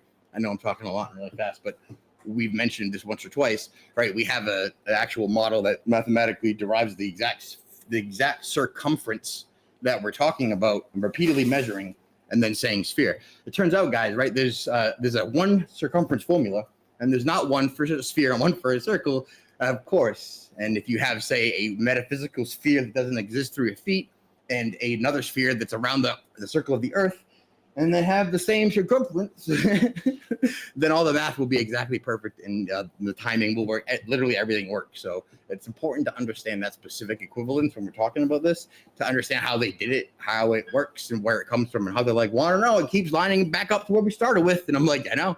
Said that from the beginning. So this is just the celestial sphere, which, of course, we've gone through different naming conventions for it. Right now, I'm going with local celestial sphere because they'll accept that as just the regular celestial sphere. But it's a little different because it is yours alone, and they don't really get that. But the way it works, right? If everyone has the as-alt grid that is different than everyone else's, which it is, and we do, right? Because that's why we have the equatorial grid to convert coordinates in the sky. If I had my personal alt-as grid and you had your personal alt-as grid and I saw a star, I'd be like, Alan, in Ohio, do you look 12 degrees left and you see that? He's like, nah, man, I don't know what the hell you're talking about. I'm looking the other way. And you're like, oh, yeah, I don't know how to tell you anything. Hold on a second. Where do you live? I can't get to you. Holy shit, everything's broken. It's so dark. So you need a comparison point, and again, a unified bisecting meridian, which, hey, guess what? We have an equator. Guess where we got the equator, though, guys? The circumference. The circumference and the radius of the equator. All that comes back from the fake Eratosthenes observation. So just to backtrack and summarize, everything so far, based on sun angles and Greece and fake Wikipedia, circumference, based on a vision radius and your angular resolution limit, your diameter of the optics. So that's what we keep measuring. And because, again, circumference has a sphere, for a sphere and a circle is the same. If you notice right here, this sphere, they're saying this is the circumference of this planar Earth in the middle. And we're saying, hey, we don't add the sphere, and this is the circumference of our planar Earth in the middle of, as far as the sky is concerned, because what we see is as far as they've said the globe is, right? They're like, oh, you know where it curves? Right after you can't see it anymore. Right about where your vision ends, that's where it's definitely curving. Math says that, and you're like, so where I can't see it, the ground physically starts to curve that's never been measured or seen. Is it also time dilating, or will I be able to measure this phenomenon? And you're like, no, you'll never be able to measure it. You just got to assume it's there, and we can calculate it. And you're like, okay. All right, or it could be that what we've measured is where our vision stops, and that seems simpler. Nope, we're retarded. Got it. All right, moving on. Then geographic long lat is spherical. It is from the stars. It is globular. It is the graticule. It is geodesic arc distance creation. I think that's like 7 ways of saying it's curved, but someone will be like, ha, he said it's a sphere, globe Earth. Oh, wait, it is definitely curved. Prime meridians, great circles, spherical trig, and again, not directly for celestial navigation, but for coordinate system transform, specifically the time hour, right? The wonderful way to convert long lat and to right ascension declination, which is a little bit tricky to understand, but once you get it, you're like, that's why you need the bottom of your fake sphere. That's why people think the celestial sphere is real. I got it. Mathematically, it is real, right? Again, we keep putting this in there in case we're gonna get lost and be like, listen, what globular coordinate system of your graticule for your geographic long lat, which one do you like? Which one do you think makes this line look stupidest? And honestly, guys, it ain't the flat one. I can show you some creations. They got wonderful maps to make you look retarded to while you point at the same map and they're like, didn't you tell them they're all the same? And they're like, yep. All right. Well, I mean, I guess you can pick your favorites and have robot battles. Again, the way that we look at it and the way they look at it is way different. We're very, very simple. We look, oh, what we see is what's happening. Look, you see how it rises and sets, and the sun makes an arc, and it goes to and fro and far and near. And you're like, yeah, well, that's it. Oh, no, well, we're going to say that it's actually a giant, ridiculous ratio of optical scaling that happens to magically be a 400 times factorial. And then also everything you see is actually going to be the opposite of what it is. But the way that works is because math and you're a retard, and also schooling. So you need to have my degree. And if you don't have a PhD, go fuck yourself. Anyway. When you perform calculations, again, based on angles to the stars, you're getting distances how? Well, first of all, we're getting distances most commonly from our coordinate system. Anything that uses, references, starts with, needs, or like ends up with a longitude or a latitude tuple coordinate or portion will ultimately yield the graticule. It will go back to the coordinate system. Anything with long lat will confirm long lat. Anything that starts in long lat will end with long lat. I'm going to keep saying this over and over and over, and maybe people will get it. Maybe Globers will get it. I know flat earthers are getting it, but we do want to stop arguing for the flight path distances, the scaling on this map or any map. The whole flight path thing was a proximity argument. When you flatten it out, you're like, hey, it's the other side of the world, and you guys, if you make an arc, you're like through 7 countries, and that's a sound argument. If you plot the correct great circle route that the plane would actually take, then it would be a better argument, except they're almost equidistant because the chord arc length relationship gets worked out in a way that proportionate to distance will be never exactly the same, and you end up solving it with a series of interpolation, and you get like approximations based on a line of other known values. It's a whole thing. Ruhif knows about it. Piezo knows about it for sure. If you're a nerd and like spreadsheets and numbers, or you know about eclipses, then you probably know about it too. So our version of their complicated backwards math with fake spheres and a misapplied circumference is just, oh look, well that's how far we can see. We don't know how far the Earth is, but it's not a sphere. And everything that we see is based on this spherical vision, which we confirm over and over and over again, and have math that bases it. And then, when we see angular drop off, we're like, oh, you know how our eyes don't see forever, and there's a measurable angular resolution limit, and how things constantly get obscured bottom up. And you're like, yeah, well, don't worry about that. That's curvature from the Earth that we've never seen, but definitely need. And you're like, okay, cool. So different, but the same. All right, cool. How are we doing here? And I'm like, oh man, I'm only halfway. Maybe I ridiculed you guys prematurely. I thought I'd be much quicker. No, you're doing great. I'm trying to go fast through the stuff that I stole from the other presentation to touch on it, because I'm sure people don't remember most of it, but it does exist elsewhere. So this one is important though. When you're going between coordinate systems, if it's a sphere or a plane, it makes exactly 0 difference, because you're getting distances based on the coordinate system that you're in. Guys, again and again, I understand why people would take the azimuthal equidistant projection, see the ruler as a scale, and start measuring stuff physically, but that's not how it's meant. It's showing you the visual scaling for what the nautical degree would be. But if you can't be applying a uniform directionality to a uniform conforming azimuthal equidistant projection, that's defeating one of its only good attributes, and that's not how you would use that tool. So why does all this matter? Why do I keep going into it? And I've said this one before too, but for every point on the Earth, for every tuple, for every geographic long lat, there is a specific and unique point in the sky, right? So what does that mean? You remember how the planispheres work? And people would say, well, based on this circle and this time, this is everything that's in the sky for my area. And that area would have been exactly what we determined our vision radius is when we start mapping out hemispheres and star maps and all sorts of stuff. But what we're going to say is that, what I'm going to say actually now is that they've never actually mapped or graphed the Earth. They've only mapped the sky. So historically, we're going to look at it a little bit, and it's going to be like, yeah, hand in hand, like we've always mapped the sky a little bit more, or mapped the Earth a little bit more, like with the sky, more or less congruently. And I was like, that's interesting. That piques my interest. We look into that. Yeah. Turns out uniformly, without an exception, it's always the sky first, and then the land comes later. And you're like, okay, it could in fact be that we've never actually done it the other way. We've only taken a look at the sky and been like, how do we translate this to the little bit of ground that we can see and use and get to? And you're like, okay, great. So when we get the celestial correspondent, rather, would be at a given moment, depending on the long lat and the time, every point in the sky is unique to a point on the surface. And again, because everything rotates, we're going back to my wonderful visualization of everything rotating at that rate in 3 different entirely imagined worlds, but indistinguishable from within each one, because that's the whole point. It looks the same observably, mathematically it's the same, it's identical. So I keep saying that. It's a wonderful trick to pull it out. It's like, hey, you know how Earth's not a sphere? Well, everything's the way that you see it is, except it is a sphere. You're like, oh dude, neat. I'm gonna need some mind-bending math though, and a couple PhDs before I can start to look at that. And then, don't worry, I got you.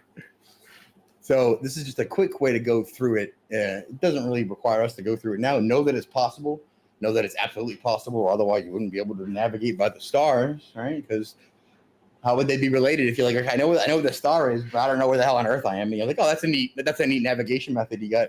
No. It wouldn't work unless they were already pre-mapped one for one, point to point, tuple to tuple, geographic long lat to right ascension declination point way before. And then the stuff that they do and what they write and the words they use makes a little bit more sense, right? And when you start looking at surveying, which is where I started this journey, actually, with geodesic surveying, a little bit more, and then into longitude, because that's where I was trying to learn.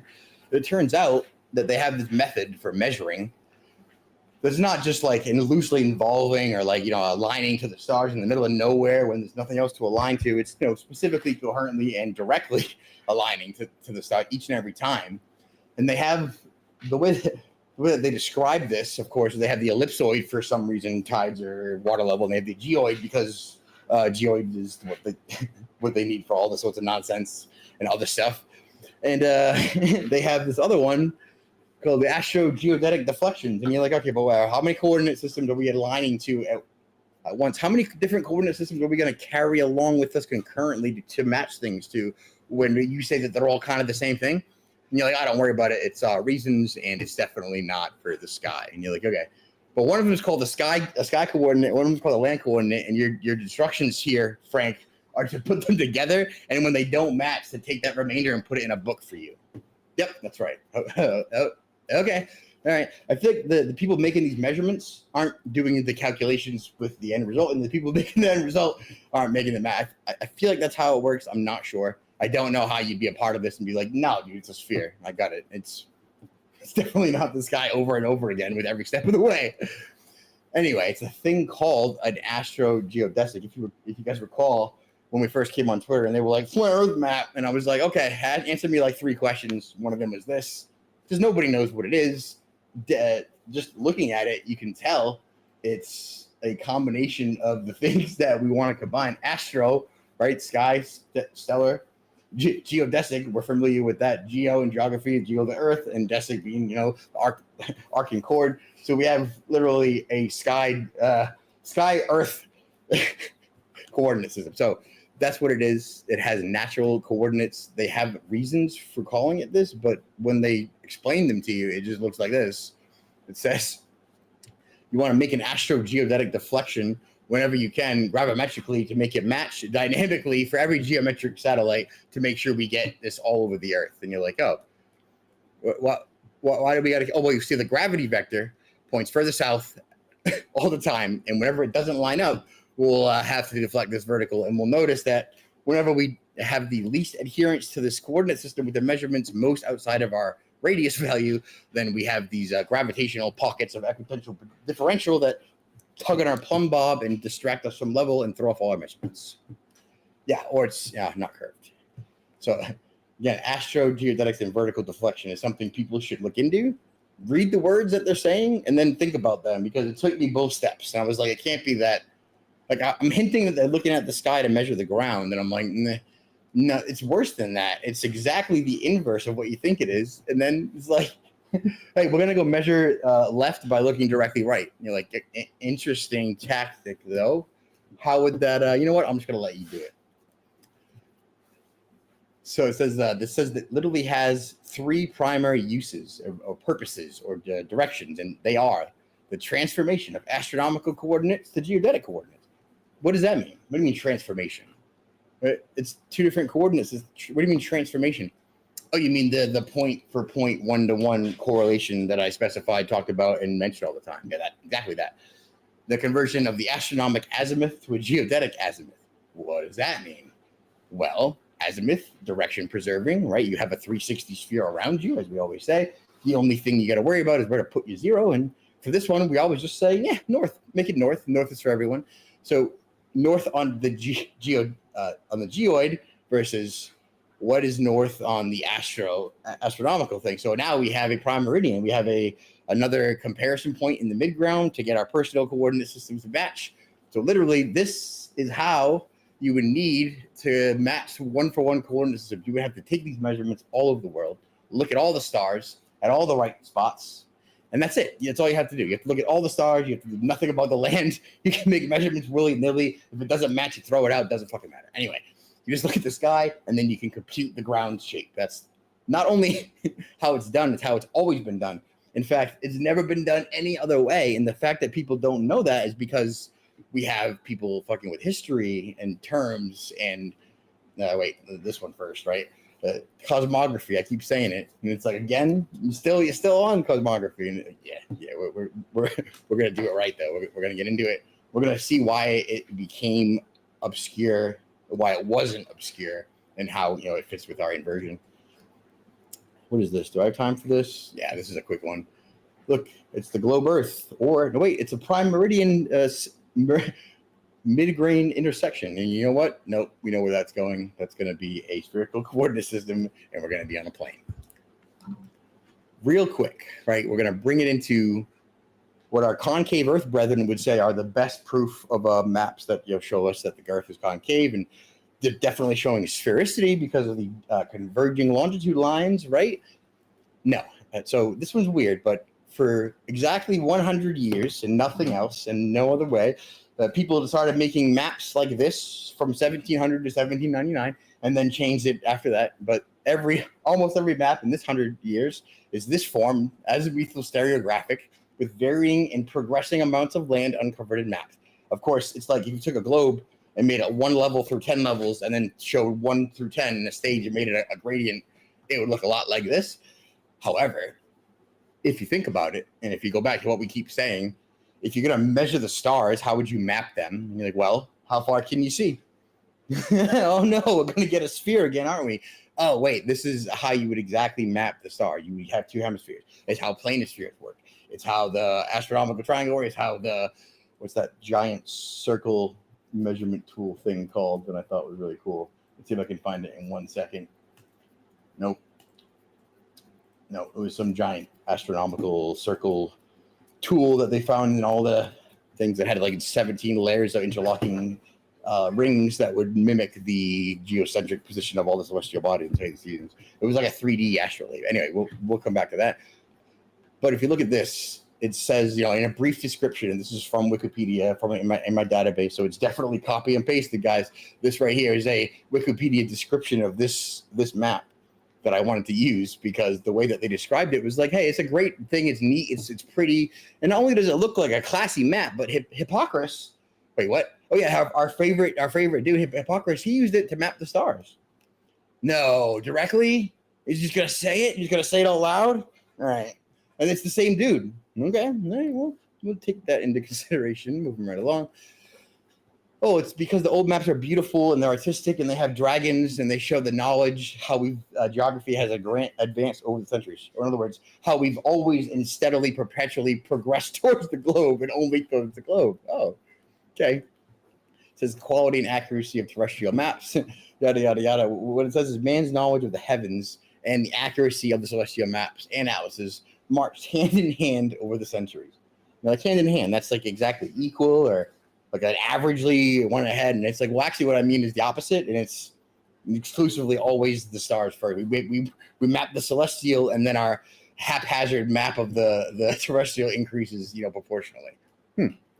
Great. And then we had celestial atlases, which the charts and atlases were displayed. And then they represented everything they needed to know. The land maps were always an afterthought because, again, cosmography was like, what do we need to know? How do we know where we're going to get there? And how do we get there when we can't find it? And so, well, we got to look at the stars.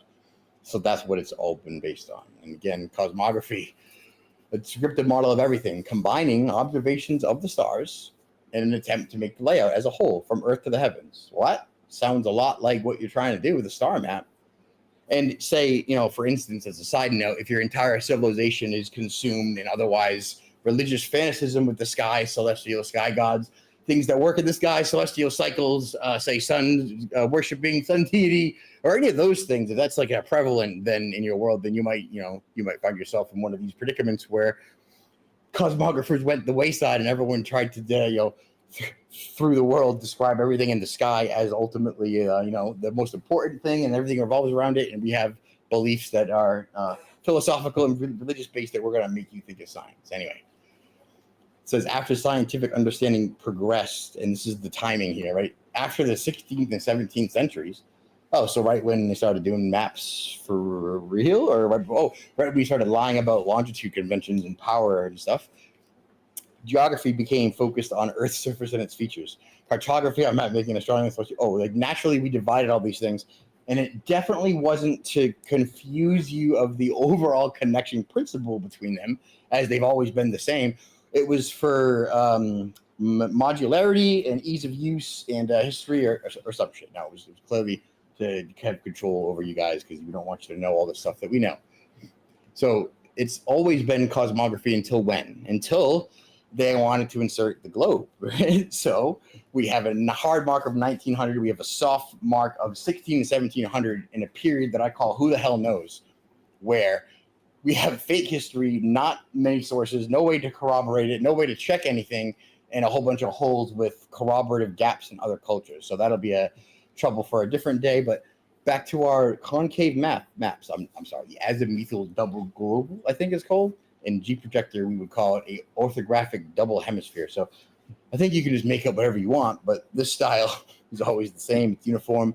It's exactly for mapping the land and nothing else. Or, oh wait, no, it's also for mapping the stars, but differently. Wait, no, it's the same. It's the same as everything.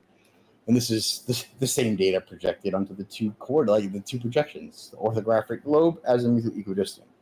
Our zodiac, again, being the universal marker.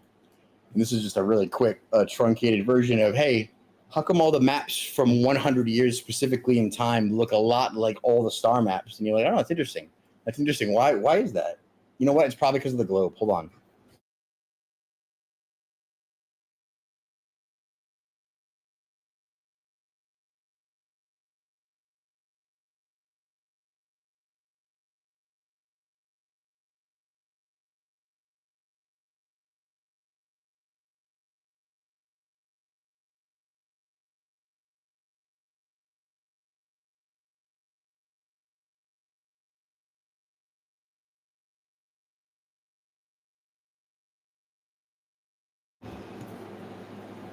That one right here is a zodiac map melting seamlessly into what they said was a landmass map from Wikipedia from 1700.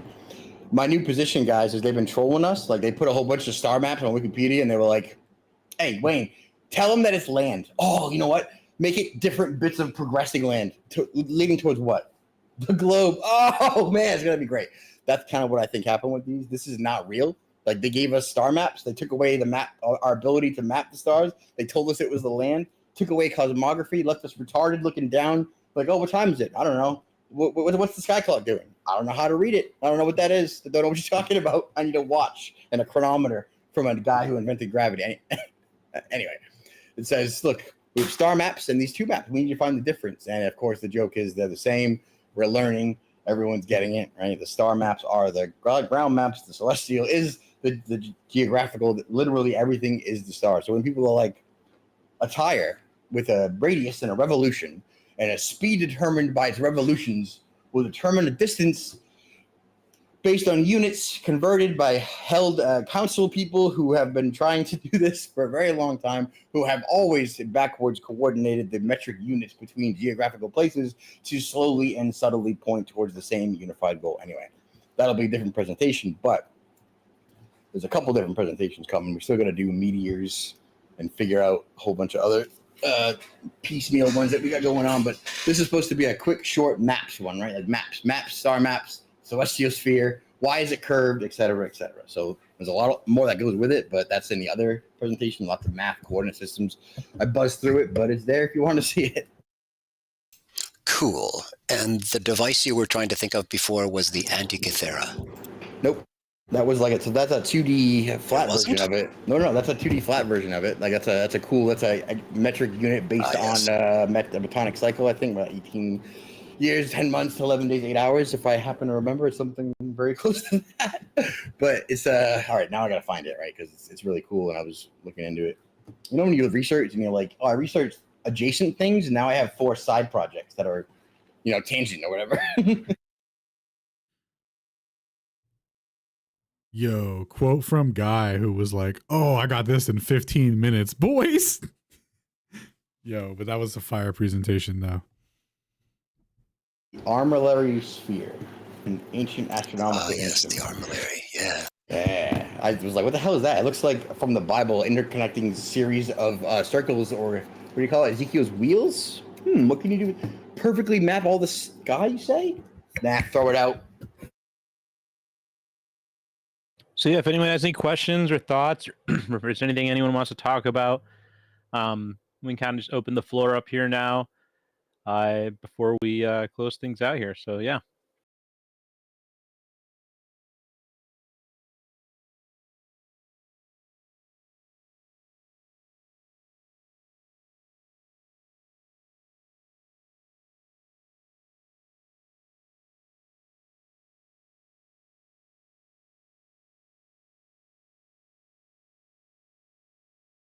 If you need a mic, just put up your hand.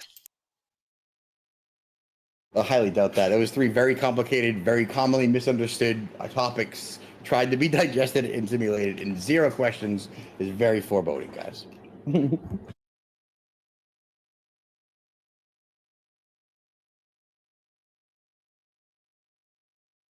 Well. Oh, I see Lily has her hand up. She'll definitely come save us. That's excellent. Can depend on her. Also, bring up Xavier for shits and giggles, of course. Dave, make him say some stuff. Well, I mean, I don't want to. I can toss some mics, but You don't think?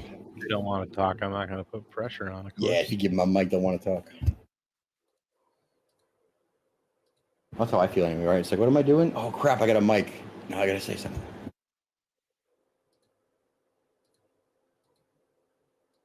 How long was mine? Let me see.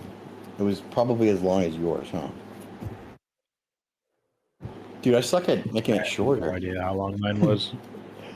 I have this presentation timer that I never use right, and it's very frustrating because I always pop it up when I can't stand it, and then I'm like, where's that thing again? Measuring Alan's half and my half. Great. Thanks. I did notice Jenny G was in there for a while, but she is not currently visible. We'll go through a few invites out. If people decide not to come up, then no problem. That's not true. I'm going to judge you for it, so, beware. Whatever. I think we got our points out. Co-host, it's like, hey, I'm going to give you half functionality. And do... Shane, awesome presentation, man. Does the moon pass north or south of Australia? Does the moon pass north or south of Australia? It goes right over it. No, that's the sun, right? They're in the same ecliptic, right? They follow each other. They eclipse each other. They're less than 5 degrees off each other's elliptical plane. They're in the same point in the sky. It goes right over it. A lot of crossover. So the moon passes right over Australia, right? So how do they see the same face that I see from America? How do they see the same face that I see from America? How is that? Because If the they're looking aspect up, they between the probably two see is the the bottom same of for the both of moon, you. right? What is this thing you speak of, bottom of the moon? Well, when I look at the moon from Alabama and I see the face of the moon and I see that crater that's at the bottom when it passes by me, but it keeps rotating when it goes to Australia. If it passes right over Australia, how do they see that same face of the moon? Don't they see the bottom of the moon? Oh, you're referring to this? We're assuming sphericity of the moon, and we're assuming like that there's a back and that it doesn't phase lock, and that we have a convergence of triangulation that's never been proven, or what are we assuming to have that supposition would be plausible? Then its absence notice. I think he's commenting that what he sees at the 6 o'clock position relative to north-south perspective looking at the moon, that when it swings over Australia, that is somehow maybe the 11 o'clock position or something. And he doesn't quite understand the geometry of that model. Yeah, I don't really understand the geometry of that model. Yeah, that's unfortunate. It is. So can you explain it, please?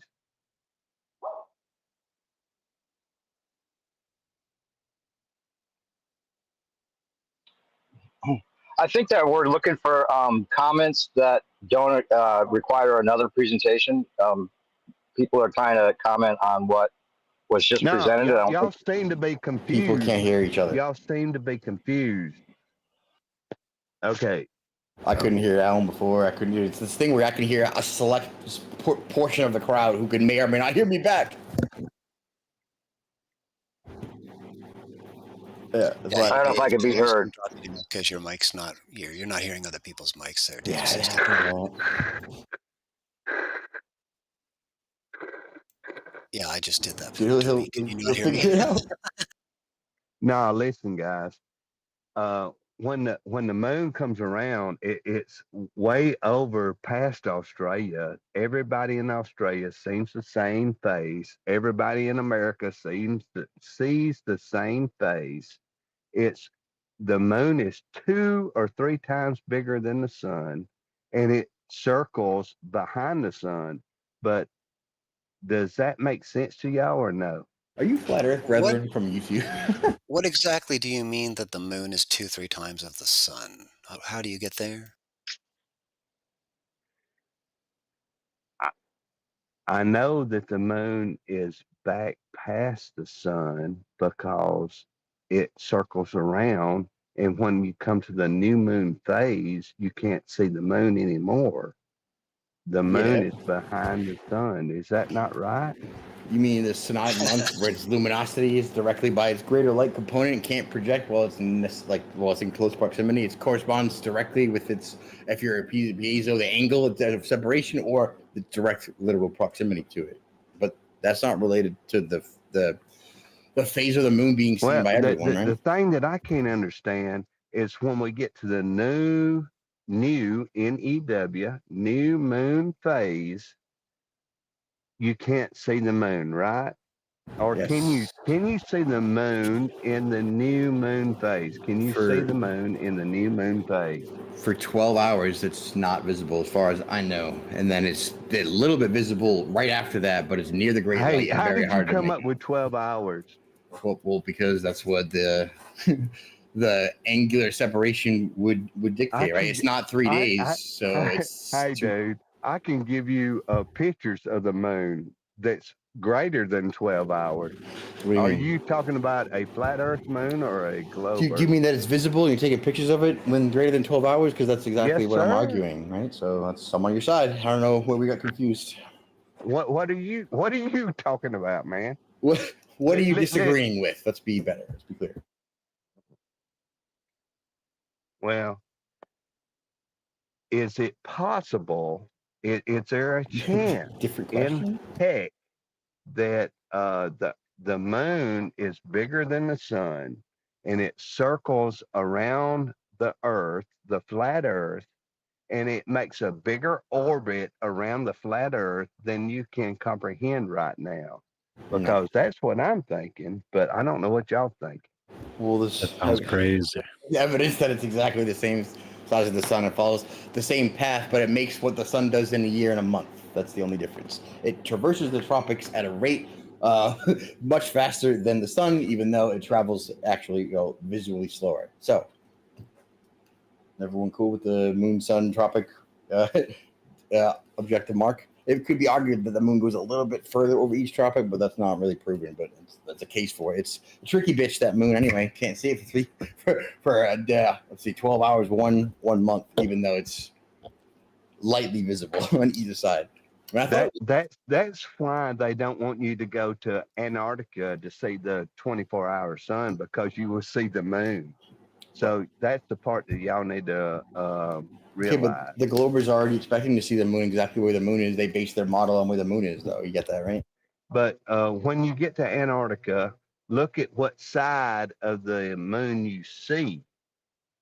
Do you see the same? No one sees anything different, because what you're saying is the spherical moon would turn around based on geometry, and that's why we're saying, why do you assume it's a sphere? And No, what I'm saying is, if the moon runs uh, south of the equator around the Earth, then the people in Australia would see a different face of the moon. But that's not what happens. They see the same face that we see in America, but it's rotated. It's not. Oh, okay. I'm like, dude, I couldn't tell what side you're on, to be So honest. Shane has finally caught up to where I was with this guy, buddy. Okay, yeah, my bad, dude. Yeah, I thought he was talking about something different, and then I tried to force him to talk about it. No, And then it's all about that 6 o'clock position moving over to 11 o'clock position, and he doesn't Yeah. understand its Yeah, the geographical six- position Nice. on the actual, as we 6 to the saw, 9. equidistant surface that we happen to be on. My bad. Oh, good. So, Yo, we'll come so, back. We'll come back to that sunny day. We're gonna move on now. Thank you. all right, y'all move on. Yep. All right. Let's see here. Who do we got? Who? I don't have an order or anything, so I'm just going off of alphabetical here. So, Mr. For R. Liliana. Oh, yeah, Hey, that's I right. vote- Liliana was first. That's right. Yeah, I Liliana, vote for what's up? Toby.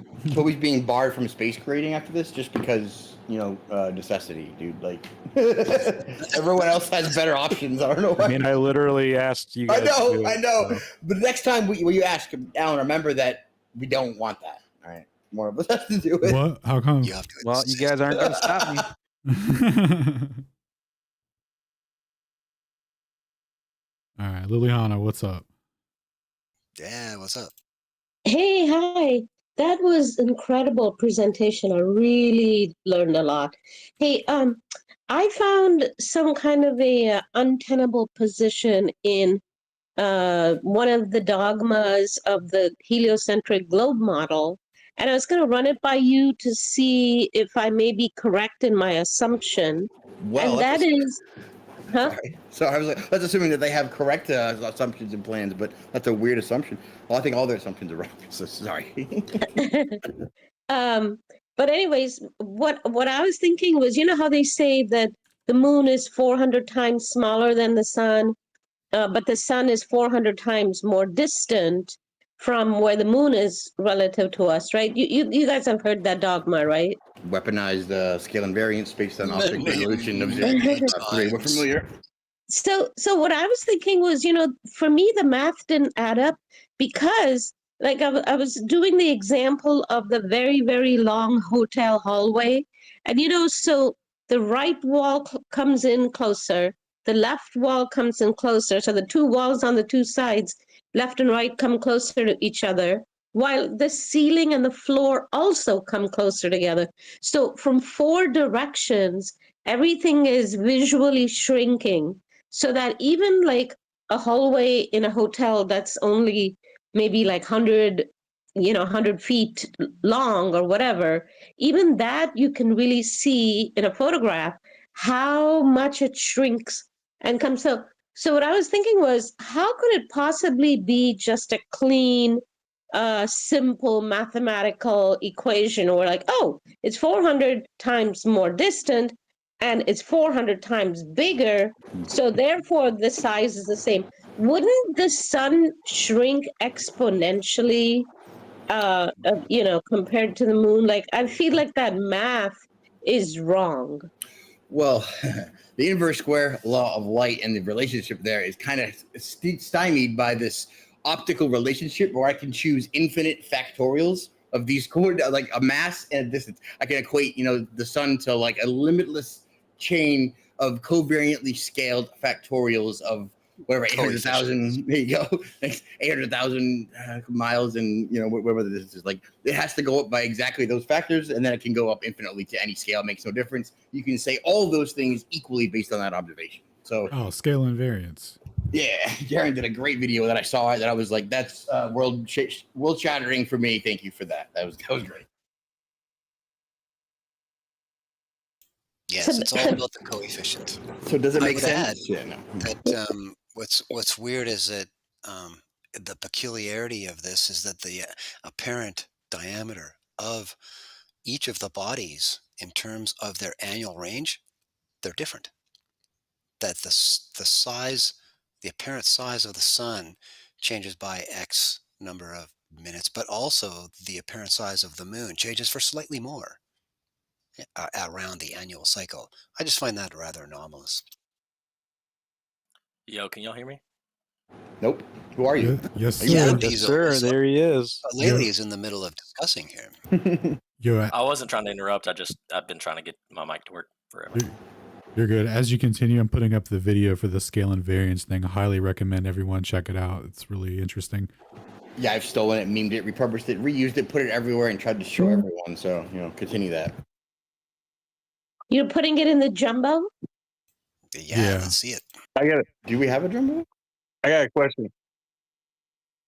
I got a question concerning the sun and the moon thing, right? So, how many different distances have they given us on the sun over the last 100 years?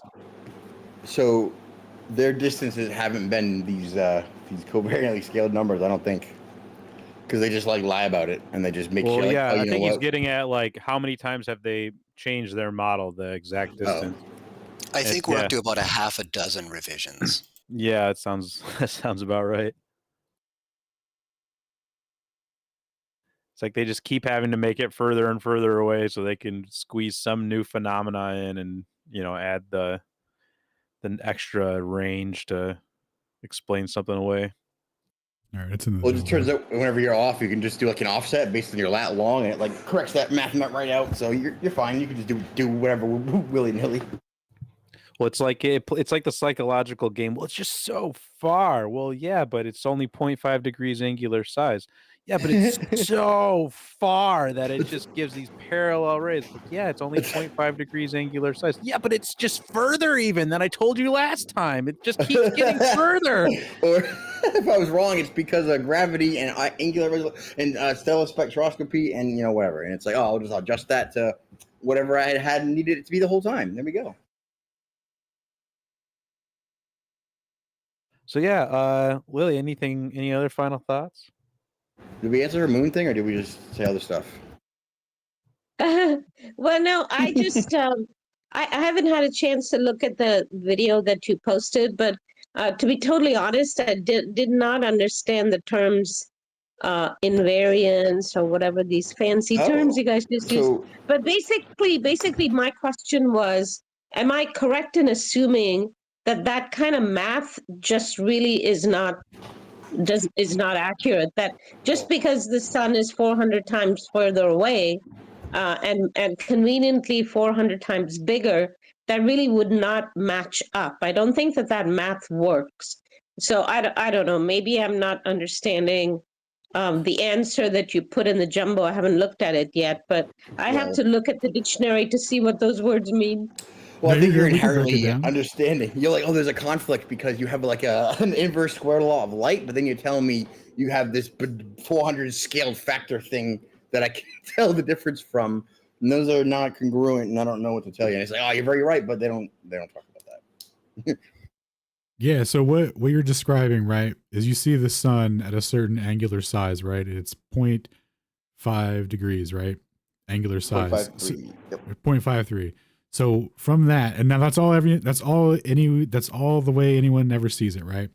Now from that, they can say, well, it's actually 860,000 miles wide, but it's just 400 times further away. That's how they get away with it. Now they could say it's any amount of size because we can only see it at the 0.53 degrees. So they've scaled everything off of that. And that's how it all works. And then the scale and variance of what we're talking about. So in statistics, when you base something off of a certain ratio and you change that ratio, everything else that you've based off of that will follow suit, and you don't have to make any further corrections. So all the distances and everything like that will all scale proportional if you were to change it. So they just happen to go with 93 mil because it works out that way with Kepler's stuff. Yeah, it just seems to me because all four directions are visually shrinking in size that that math wouldn't add up. But because things shrink exponentially. So I just think that, like everything else, the helio dogmas are all BS. you're too smart. You're applying like logic and angular resolution and the way you actually see not forever to this. Then it's like, well, no, that's a different issue. You can't combine those two things. They do in this scenario. They're pretending that they see forever and they scale infinitely, linearly into infinitely, and that atheists who see back in time this way are trustworthy to believe about things like evolution in a billion-year scale. But I see what you're doing. You're being logical and coherent and consistent. That's crazy. No, you're totally on it. And when you see the videos and you see the diagrams for it and they go over it, like it'll click for you and you'll get it. And I also put a video up where I covered the inverse square law in conjunction with the video from Jaren as well. I go over that too. Yeah, and there's some demos of the moon and stuff. What's the how do they reconcile those two things real quick? Because I don't actually know. Oh, they just say it's an infinite light source. It's super far away. So that's inverse square law of light doesn't apply at a certain x distance because nope, I lost it again. Why? I've never heard an anser to it, to be honest with you. All right. So I was like, you believe again. Do you remember when Dave went on he went on it for a while? He would talk about how if the sun was really close, it would take up the entire sky. And then if eight light minutes away, we see it at 0.5 arc seconds or 0.53 degrees in the sky. And then you just keep doubling that. And it's like, when does it, and you could look at the sun from Saturn, which is supposedly 888 million miles away, something around there. And the sun's like a little dot, So it's like they apply it, but then they, then they just stop. I guess. I don't know. Yeah, no, I mean, I totally agree with you guys when you said that, you can't see forever. So basically, I was just saying that no one really stops to think about these holes, these big gaping holes in their model, because honestly, if the law of perspective was being applied, just for a second, even if we assume that we can see forever or whatever for a great distance, my point is that the sun should be way, way, way, way smaller. At that rate, because it's exponentially getting smaller. That's all. Have you ever seen Stone's good graph and the drawing of the distance scaling there with the numbers? Because it's kind of jarring to be like what they're actually talking about. And you're like, wouldn't it be big? And you're like, do you know how big they made it? Yeah, well, what's crazy is they tell us that we see in Euclidean geometry, right? So if the sun was actually 860,000 miles or kilometers, it would be the biggest thing in the sky. It would those parallel light rays, we wouldn't see it converging into a 0.05 arc second disk in the sky. It would be the entire sky. Again, guys, looking at the sun, we got circumference, we went sphere. No one went, dude, circle, yeah. Sphere. All right. Yeah, we let him get away with a lot. Much. But no, you're totally killing it, Liliana. Too smart for your own good, and for the globular principles you're trying to hold in your head to argue. All right, we got Mr. up next, and then Xavier, and then Travis. And then if anyone else has a question or anything, throw up a handshake or request a mic, and we'll see what happens. What's up, you guys? Good work. Hey, dude.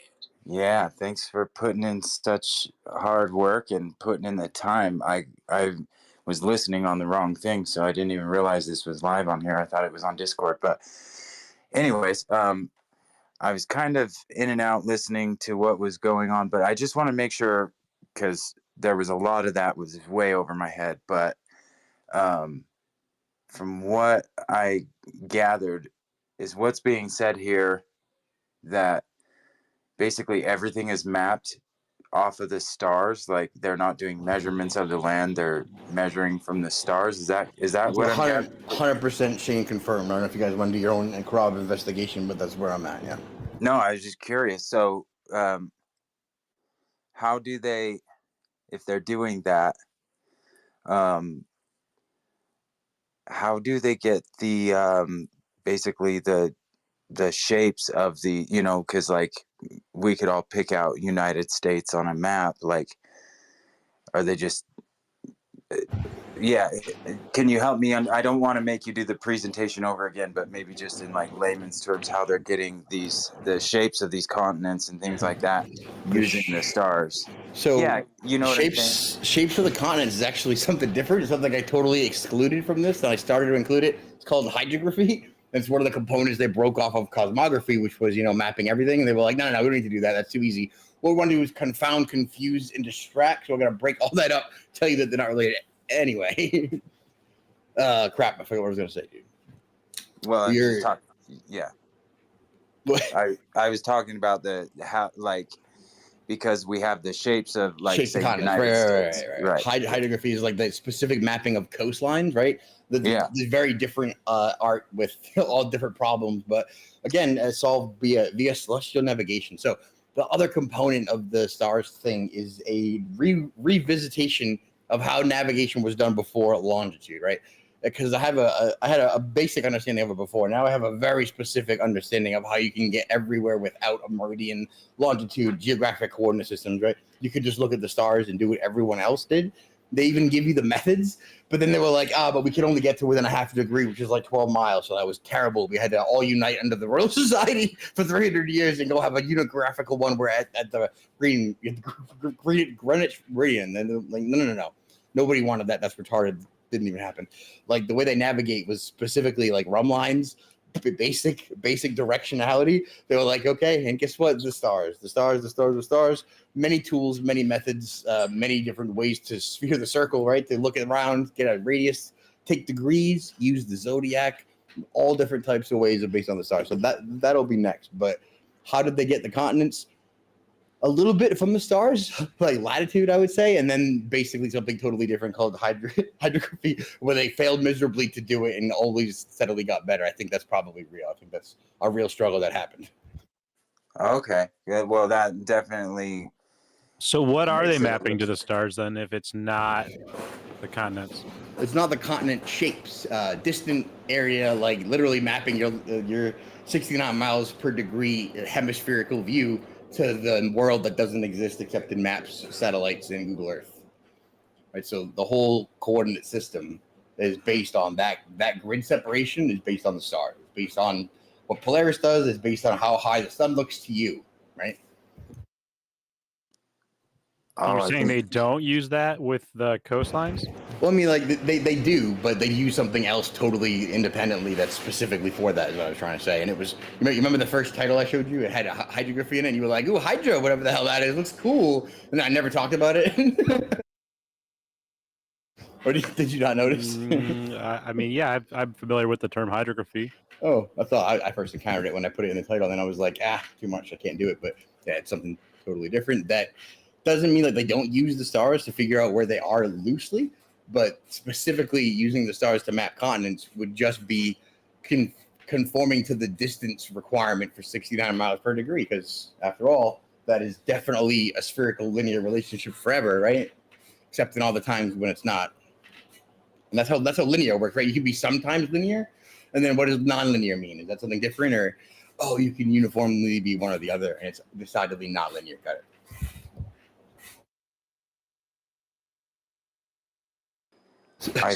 I think I understood that for a second, but now I think I might be a little bit more confused. But so it's basically they're using this to do the layout, and then they can kind of draw in whatever shape they want according to whatever the hydra.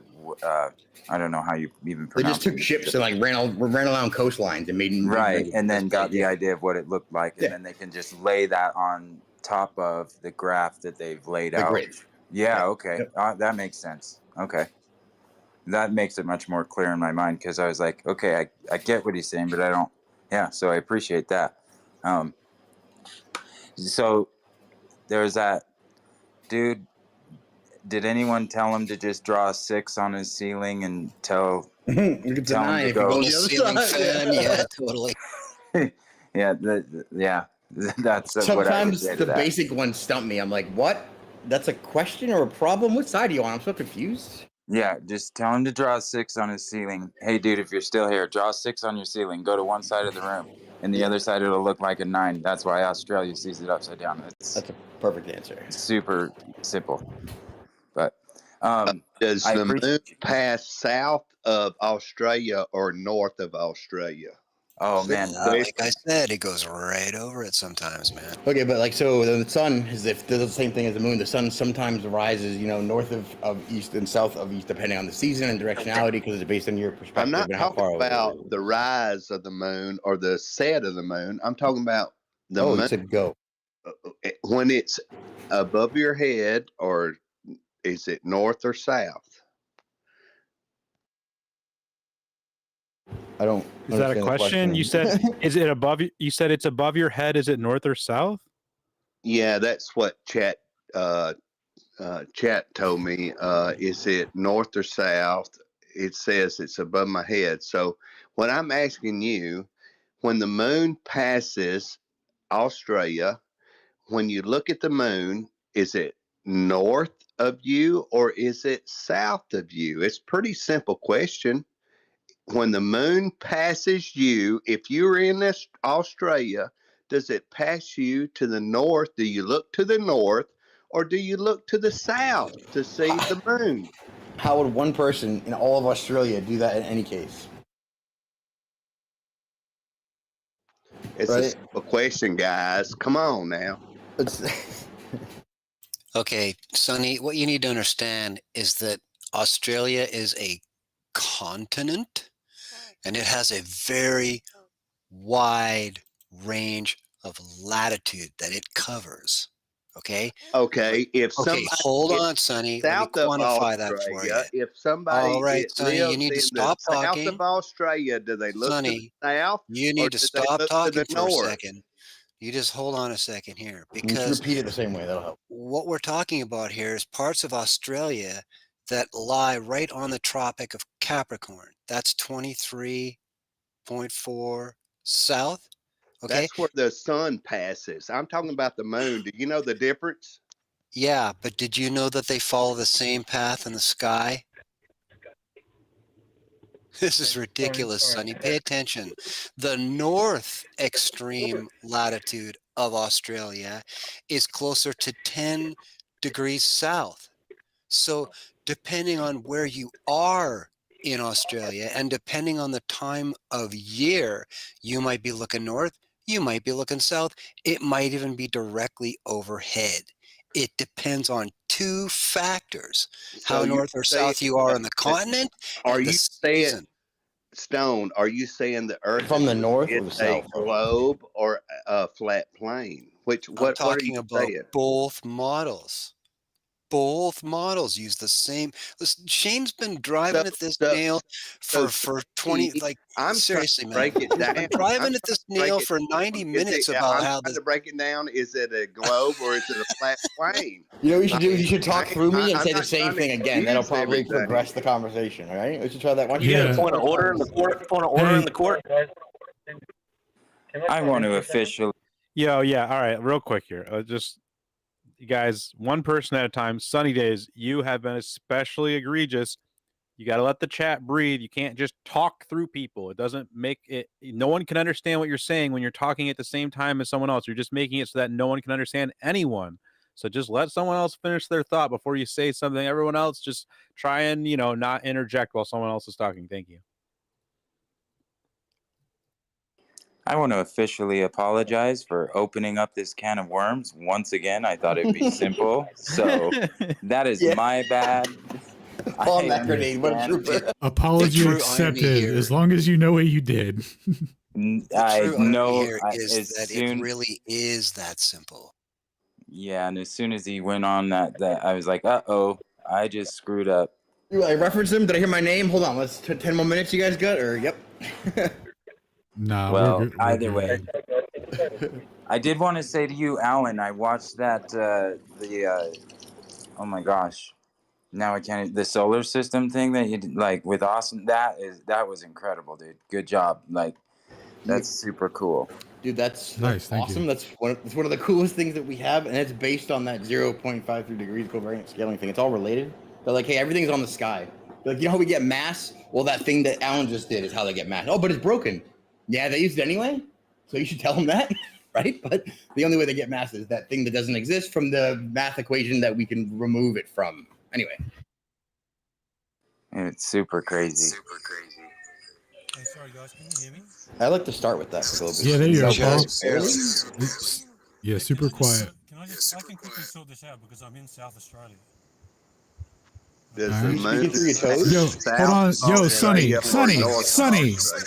Sonny, I'm you're, sorry. Was anybody else speaking? yes. Oh. Yeah, God so I'm damn. in South Australia, guys, and the moon, even though I'm in the south of Australia, the moon passes slightly to the Who north of who was speaking? It's not in the south. Yo, Plain is speaking, but he needs to get a lot closer to his mic. Oh yeah, you're really like kind of sounds like you're unintelligible, squinting. to be honest. Actually, I think he's just unmuted. Plain reality, I think you're hot muted, hot micing. You gotta mute when you're not talking. Yeah, sorry, I was. Can you hear me better now? yep. Yeah, it's like you're turned around. Okay, cool. Okay, sorry, man. As you guys know, I'm in South Australia, so I can just confirm that being in part of the southeast of Australia, the moon is slightly to my north. As it would be, right? When depending on the season. Always. Yes. It's always to your north. It's just a question of Yeah. how much, right? Yeah, You it's in always to Melbourne or my north, something? but no, I'm in South Australia down in Adelaide, so even when it's at its furthest that it's going to be, it's still slightly to my north. Exactly. But if you were up, Can I ask a question? if you were up north of Brisbane and you were north of Cairns and you were just way up top there, and it was summertime, such that the moon was going over roughly the Tropic of Capricorn, you'd be looking to the south at it. It was just like, where's the tropic line? Because that's your determiner of who sees it, north or south, or really. So like, it runs right through it, but it's like the top third, I think, from memory. All the maps. In fact, it would be 15 degrees away from your vertical. Even it's not even directly overhead. It's to the south of you. Yeah, I just thought I'd clear that up because like I'm in South Australia, so we can stop him from saying that it keeps going to the south. It does not. I didn't even understand the premise, so thank you for speaking up too. Yeah. All good, man. I'll just go back on mute now because I'm doing other stuff. You So can drop can me I down. ask a question? Is it related to this? Then no. How do I see the same face of the moon that he sees looking to the north and I'm looking to the south? How do we see the same face? Yeah. All right, so let's. I'm gonna give this one go here. So you put a 6 on your ceiling. The guy, let's say you got two people on the opposite sides of the room. You put a 6 on the ceiling. The guy on the one side of the room, it looks like a 9. To a guy on the other side of the room, it looks like a 6 because they're looking at it from different sides. I don't. So that's doubt your answer. that, but why he's looking to the north of the moon? He's looking back to the north. He should be seeing the backside of the moon. I'm gonna need you to draw a diagram. In central United States of America, okay, hold I on. should be seeing the south side. We got you. We got you. So, all right. So you got a few things here that we got to get at. First of all, we've already laid out that you're assuming that the moon is a spherical rock, which we've not verified that. So that's an assumption that you're making. It's an assertion that you're taking on without any proof. So that's the first thing. But the second thing you've got to take into account is that we don't know how much magnification is occurring with the objects in the sky, and we don't know if those things if they're being magnified to a great extent. Then you're going to see apparent positions with everything. Nothing's ever going to be perfectly congruent with like a point specific, like a specific point in the sky. And the moon could be, for all we know, the moon could be a projection in the sky. And if it's two-dimensional, which there actually is some evidence of with spectroscopic readings, as far as I understand, if it's two-dimensional, then you're never going to see like a different side of it, because it's just like a projection of a circle in the sky. Whatever's going on up there above you. Now, I'm not saying that is what it is for sure. I'm just saying that's a possibility. But we don't know the medium that we're looking at it through. We don't know the distance of it. We don't know the nature of it. We don't know the size of it. Like, there's so many confounding variables with this. You can't just toss all those out and expect something like a rock in the sky that you're going to see different sides of, which, as Shane's also, what people have also been trying to lay out, is just pure perspective. Even if we granted you a spherical rock in the sky, if it's moving over you especially if it's if it's magnified, if it's moving over you and is magnified and it's at at the distances in this, at a certain distance, certain size, you wouldn't, even if it was a sphere, you wouldn't really see a side of it anyways. So there's so many confounding variables. There's so much to this, that there's so many assumptions that you're taking on, that it's, for us to humor the questions, it feels kind of silly to us. Plus, they specifically don't use the sun and the moon for triangulation and ground position. They use the stars equidistantly, statically spread around, even though they believe them to be all different lengths. Just something to note that kind of. Yeah, and NASA will tell you the same thing. NASA will tell you that the moon itself is always in an apparent position. Okay. Which is why they don't use it for that exactly. Apparently, to me, it's further south than you want to say that it is. I think. Do you have a point or a thing that you could just get to, or what? No, we're actually moving on. So yeah, so Xavier's got his hand up. Let's go ahead and move on to him. What's up, Xavier? Yeah. Yes. What's going on, fellas? Yo, 1 sec. Yeah. Go ahead and take that guy's mic. It's no longer required. So happens we randomly lose abilities all the time. That's frustrating. God damn. I think what's tripping up is he believes that in the sphere model, it's tidally locked. So you'll see one face, and for some reason over a flat plane, he thinks it's a flying rock, and that's kind of throwing him off. But like you said, there's magnification, and the way he's visualizing it, it's at a different orientation. So there's a lot of factors that he's not accounting for. But anyway, I got 3 quick questions. I'm going to make them really concise because I know Silly Questions has got his hand up. I'm not going to take too much time. Earlier in the presentation, I'm not sure if it was Toby or Alan, but I believe one of the experiments before you started covering the MMX, I believe it was Arago's experiment. I'm not sure, but the gist of it was, does the Earth's motion affect refraction from fixed stars? I believe that was Arago. But one interesting thing you said is that if the ether and Earth are in motion, it doesn't explain aberration. But if the Earth is at rest and the ether is in motion, it explains aberration. My question is that a velocity thing, or is that similar to the MMX where there's some type of movement, but not the predicted motion? If you could please elaborate on that before I get to GPS. Ooh, could I touch this for a second? Sure can. No, it's an Alan question. not. But you can go Oh, I for didn't it. hear. I'm sorry. I was just kidding. unannounced. Go ahead, Alan. Go ahead. Sorry. Alan said Yeah. he could. We all just stepped on his feet. No, you're good. You're good. Yeah. So what he's talking about, he's going over 2 different, the stationary theory and the moving ether theory, but also, they have the Earth co-moving with that, right? So it conflicts with different results where they're like, oh, this works with the stationary ether and a moving Earth, and and then not with a moving ether and a moving Earth, because then there wouldn't be any correction angle at all, but there was a slight one. So it's where they get into, they have to like ignore the reading or chalk it up to like an actual 0, like they did with MMX. Like they can't acknowledge the 5 kilometers. They have to make it a 0, a nice even 0 for like Lorentz's theory to even apply. So that's why when they get into, like, they can't have Miller's measurements at all, like even though they correspond to equinoxes and stuff.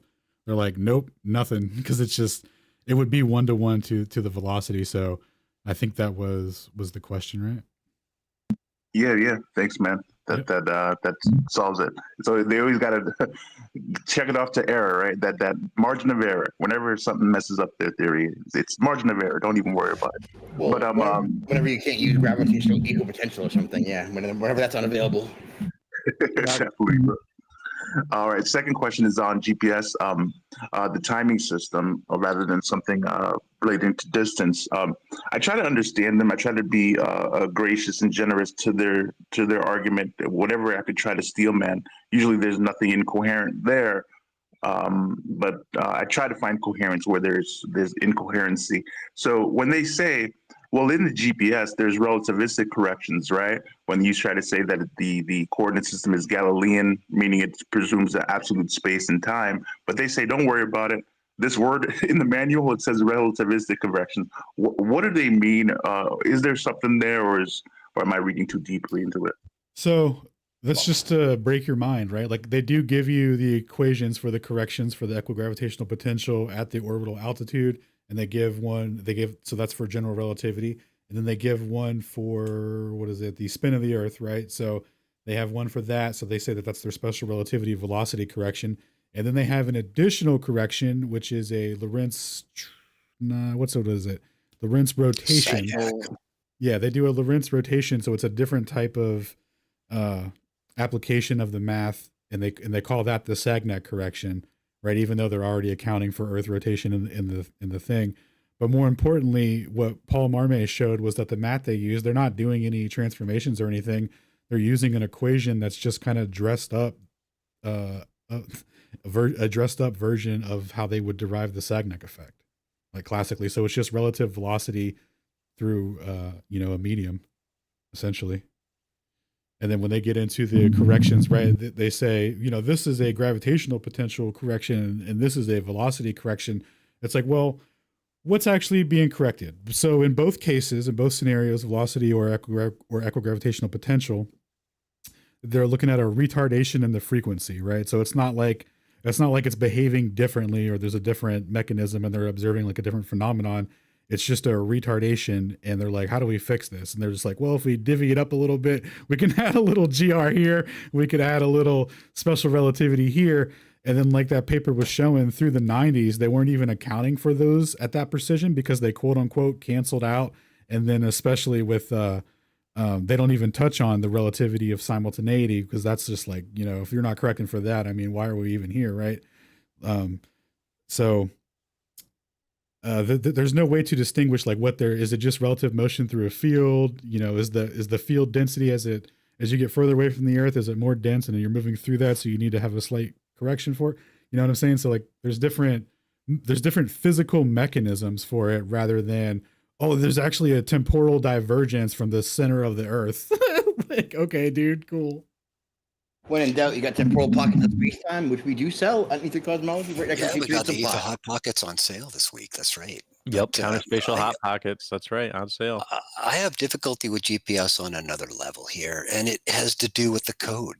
They're just not showing it to us. They could just tell us, and they do just tell us what's in it and how it works, but we have no verification of that. Never have, and never will. There was that one time when they were like, did you guys already correct it? They were like, no. I mean, maybe. Look, don't tell anyone. Or whatever happened. Oh, dude, yeah. No, they said it. They said it was uncorrected, but it. Oh, you caught us? Well, then, yeah, we corrected. lied. Wait, do you know yet or no? I'm trying to figure out how hard I lie to you right now. Yeah, so many of these arguments could be put to bed if they had open source, especially with airplane flights. But we know that's not happening. I think the best thing you said, they play whack-a-mole with velocities and reference frames. I think that's that's pretty accurate. Dude, last question. Go ahead. They'll be known to hide a relativistic correction in a C plus V. Like, oh, that thing that debunks us? Guess what? Proof again, always has been. Notorious, sorry. No problem. Last question is for Toby. You said something interesting earlier. I didn't know about that. This is something about the magma and what's going on with the center of the Earth is affecting the electric field supposedly in their model, and that's supposed to shift every so thousands of years. That you said, but you said it's way off. It hasn't. It's way off their predicted expectations. What do they say is the occurrence for that? What's the reason behind that, or they just sweep that under the rug and hopefully nobody asks about that? Well, worse yet, they use it for fear porn, right? Like, I think there's even like I think there might even be like a Hollywood film about the magnetic pole reversal happening, and you'll see like random science articles here and there. People like, what if the magnetic field reverses, or like, is it about to happen? And you'll see like random, psychics or whatever saying like the pole reversal's coming any day now. Actually, they say because it started moving faster in the last like 10 years or whatever, that means it's about to flip. So they say all sorts of stuff about it, but yeah, it's all based on some stripes across along the ocean floor around the ridge, and the assumption of time and the assumption of a constant rate of magma flow, and it's just so silly, man. So much about it. Totally. And anybody who looks at their quote unquote record will see that the actual shift itself takes years. Yeah. There's like and there's different theories. Well, there's different theories about how long it takes. Like, there is a period there where it shifts, but they don't really like the nature of how it shifts and stuff is really unclear. probably because I'm assuming a lot of I haven't looked real close, but there's probably some incongruencies with the geomagnetic or the geomagnetic data. You're just AKA looking at shady random artifacts all over the face of the Earth. Like, oh, this one's got a magnetic field pointing this way, and it must be this old. Oh, this has got a magnetic field pointing that way, and it must be that old. Oh, the magnetic field must have been doing some crazy stuff around that time. Like, they just like, I don't know, man. It's wild the things that they'll take for granted. Anything Cool, for the man. paycheck. Thanks for the questions. Answered silly questions. Thanks for your patience. All right, guys. Later. Definitely not silly. You're questions. awesome, Xavier. We love you. Yeah. Later, You're bro. the farthest thing from silly questions. Always Speaking of appreciate whom? the company. Oh yeah, speaking of whom's, silly questions. What up? What's up, guys? Can you hear me? Very well. Yes, sir. Right on. Do I have to call you silly questions on this platform? No, you can call me Travis. All right, good. It feels weird not calling you Travis. Dude, yeah, I just wanted to apologize to Shane for interrupting him on Discord, bro. I put a told badge everyone of what you shame. did. I told everyone what you did, so you've already been socially shamed. It's all good, man. We're all equal. I put a badge of shame on myself. That's my status. But it was an awesome presentation, Shane. Yeah, I'm not really a super fast learner. I always have to watch your guys' stuff, 4 or 5 times before it soaks in. But yeah, it was really cool, man. And I just wanted to, say thank you and my bad for stepping on your toes there for a minute. Yeah, man, everyone always does that. They're always like, I don't know how you guys do it. I'm a slow learner and this and that, but it's like, well, dude, we also spend a lot of time reading all this stuff, and then but if you keep jamming and that then we give a square, presentation, and like 2 months later, we're like, oh shit, we were wrong about like 3 things in that presentation. We got to correct ourselves on like this, that, and that, and it's just a journey. I was like, I'm not going to learn relativity, but I'm going to listen to Alan do it 6 times. I'm going to do other stuff, and it's like, crap, osmosis. You forced it into my head. Now I know all of it. When did that happen? Crap. Oh, wait a second. You're like, all right, so I didn't want to learn it, but I can see that if I just keep talking about it constantly, I do learn it really quickly, effectively, right? So it's not that you're dumb, dude. Like, I don't get any of this stuff. I only got pieces of it as I was doing it, and I was like, it's a good thing I did it in this order, because this wouldn't make sense unless I did exactly this. So it's all weird, compartmentalized, just thinking like cosmography. It's like, well, now that's 4 things that seem unrelated but are definitely inextricably linked. So Yeah, it's weird, man. Like certain abstract, because to me this is, I guess I will use the word abstract. It's just really weird. Like some concepts I can understand really well. This is a stumper. I don't know how you got through all that, Shane. It's impressive. Luck, help, and lots of help. He's a beast. Cool. Well, does anyone else have any questions regarding the presentations or anything like that? Flat Earth in general, even Antarctica sun is just getting reload the Antarctica space and make sure. Yeah, everyone's hand is bugged. It's like raised up, so I actually have no idea who's who. D3, I sent you a mic. I don't know if you were able to get it or not, but hopefully. Dude, it actually gives me the impression of super reaching anxiety. Everyone's just trying to get in, but nothing's happening. That's the impression it gives you. It's like, what is happening? Nothing. Yeah, I'm like, all these people are lined up. Like, oh my god. I don't even see D3. Oh, nice. Oh yeah. All right. Yeah, he's a listener. No request. He's there. Cool. I can try and toss him a mic. Oh, there we go. Boom. Oh, I thought I just invited him up. Huh. The thing is, you'll never actually know what other people experience on their Twitter sphere, bro. They'll put you in that 20-person group, and when you get in a group like this, everyone gets fucked up. I'll hear half of you, but you won't hear me, but they won't hear correspondingly not me. Everyone talks over each other. It's the worst I've ever seen. It's incredible. Thanks, Elon. Hey, can I ask a question about the magnetic field and you said they had to slow the speed of the Earth down? Is there a rate at how slow they had to, did you say how slow they had to slow it down? Because I I might have missed that part. Well, you might have missed that. Thanks, Bob, was a thing that Bob measured the rotation that actually they never nailed down, can't actually use and measure, and don't actually know the rate of. So thanks, Well, Bob. he's asking about the geodynamo. Oh yeah, but isn't that related to the thing they can't corroborate? So they had to spin it differently because they couldn't model the exact speed, or is that not related? I'm not sure I follow.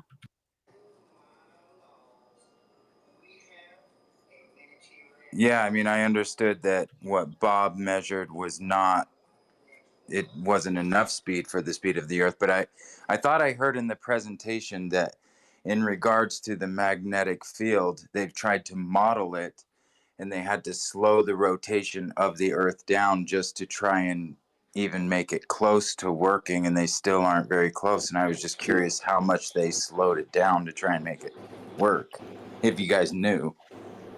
It's not constant, I don't think. Yeah, that's a very specific. Whoa, yeah, you guys. I've been trying to answer this guy. I would have to double check. I know it's like at least 1 or 2 orders of magnitude. Like it's like literally like orders of magnitude off. They have different rates.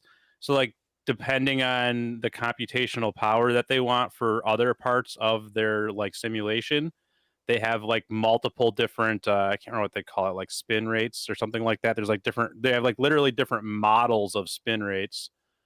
And they all have different numbers or whatever, and they use different models depending on how much, computational efficiency they want for that particular simulation.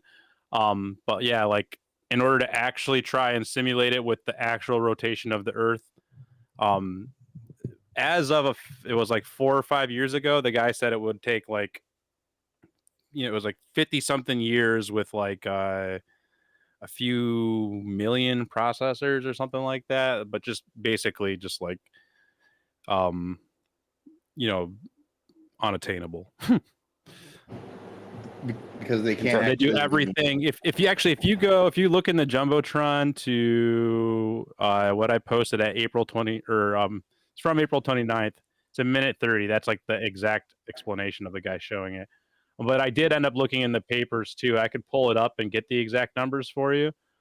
It would take me a few minutes to do, but like I did go and double check, like, wait, are they literally not using the rotation of the Earth in any of these papers I've spent all this time looking at? And then I like went and looked. I was like, oh, sure as shit. Like they've got these spin rates that they use. Like they just, and they kind of just, so like reading into all those geodynamo papers was like kind of a nightmare, because it's a lot of like jargony stuff like that, where it's like, it's easy to read right past that and not realize like, oh, those are like literally different speeds for the spin of the Earth in their like simulations. So, yeah. So we can change the phrase close only counts in hand grenades and horseshoes and hand grenades, and now we can add the globe model to that too as well. Is that what I'm hearing? To quantify it, yeah.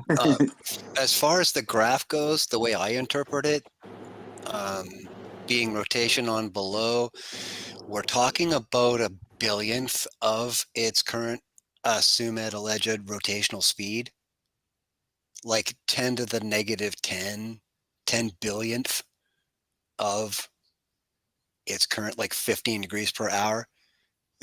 if that makes any sense. It probably does. I don't know that I'm smart enough to know what that would equate to, though. You know what I mean? That instead of 24 hours for the Earth to go around once, it would be 24 billion or 240 billion hours. That is going real slow. Dude, that's how much slower it needs to go. I wish I had a job like that where I could just fudge numbers and be like almost, and not even close to almost. Dude, the way they define that is the rate at which the stars rotate, which they misinterpret as the rotation of Earth, which as a rate that's not constant, or that they haven't nailed down when scaled at any distance or length, becomes notoriously incongruent with any constant rate. So when you project it, say, for eclipses in an ephemeris, using ephemeris time to get like 10,000 eclipses, which is how day and time got their azimuth rise and alt angles for the whole world to use, by the way. It was the eclipse cycles and how they projected them out with this model.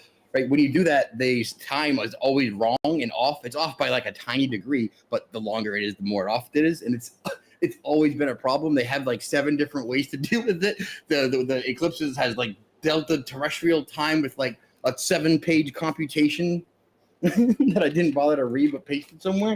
It was like, yeah, so it's a well-known like thing, I think, when you're like, oh, so the Earth spins at a constant rate, and you're like, oh, gotta stop you there, Joe. Turns out that's not true. 7 new ways to fuck a cat. So, with the whole Bob thing, though, I was under the impression, and I'm glad that I can ask this. I was under the impression that the Earth needed to be moving 30 degrees per hour or something, but he measured 15. Is that incorrect? That the Earth is supposed to be moving 15 degrees? Sidereal rotation versus orbital velocity. I think you're confusing there.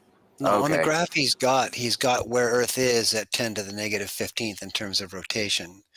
And the simulations he ran on the graph there, where he was actually getting some kind of magnetization out of the Earth of the spherical model, it was going 10 to the negative 10th as fast in terms of rotational speed.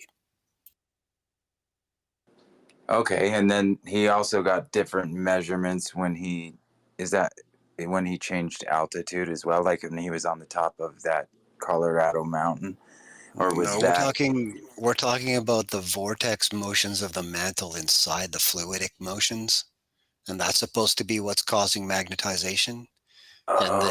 Okay. Right, and that's why he's talking about increased convection on the other axis. That even in his simulations, when he slows it down by 10 billion factor, that he still can't get the convection rates that we have to have on Earth in their model, allegedly, in order to produce this magnetic field.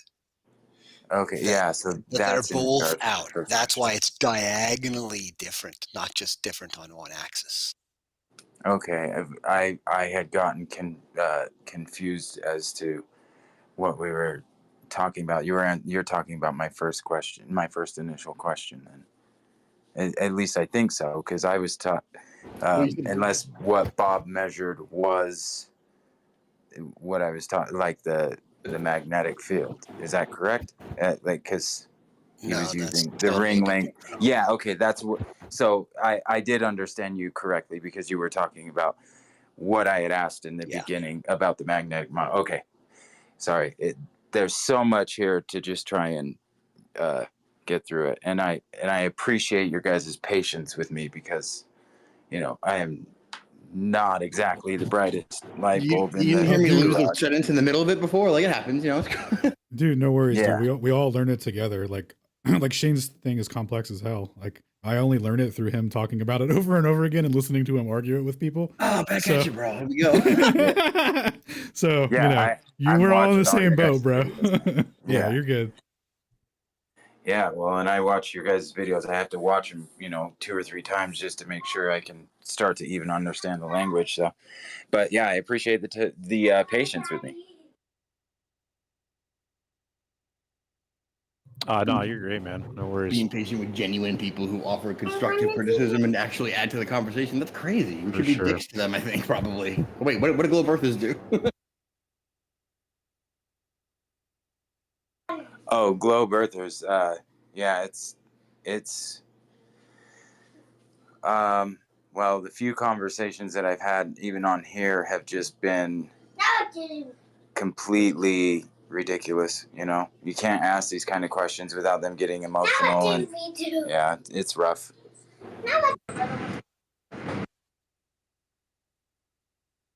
Yo, what's up? I see D3 over there. Yeah, I saw him touch the mute button. What's up, man? I saw you touch The it. emoji 700 times, though? I'm not sure. Whatever.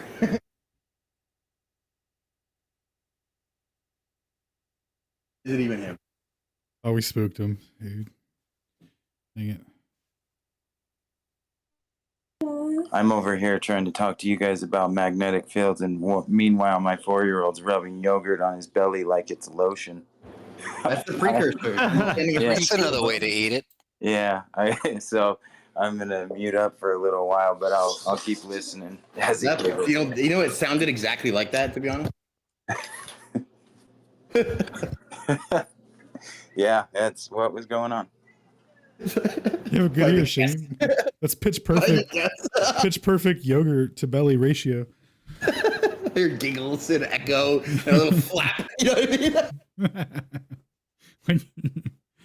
Yeah, it's hilarious. All right. Well, if D3's not there, I don't see any other hands raised. I saw Eli was up here a minute ago. That was a while back. Hey, I'm here. I'm just on my way to work, so didn't mean to get a mic, but thanks for the offer. I'm gonna drop back down. Oh, you're good, bro. You're good, bro. All right. Well, I guess we can wrap up then.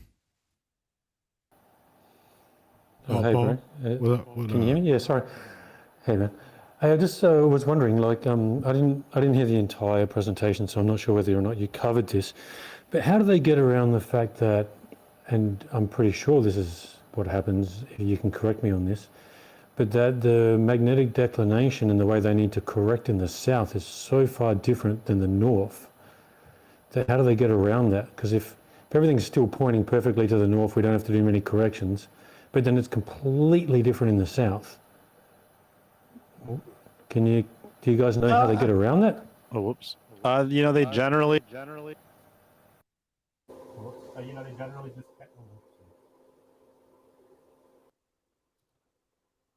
All right, Toby's having some technical difficulties. Yeah, there we go. Oh, there he is. Welcome back. Yeah, you know, it's kind of crazy. It depends on the model. It's like some of the models, they just don't even care.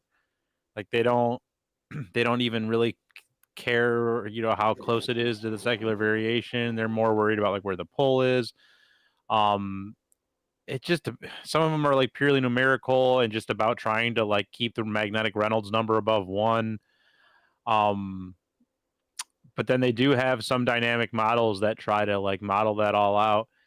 And it's just, you know, crazy helical flows, just, you know, that they can't even actually fully simulate. Just, you know, they can simulate it at a certain speed with a, you know, given a bunch of assumptions. They can, you know, just take the data, feed it in, and see if the computer can make it happen, is basically what it comes down to.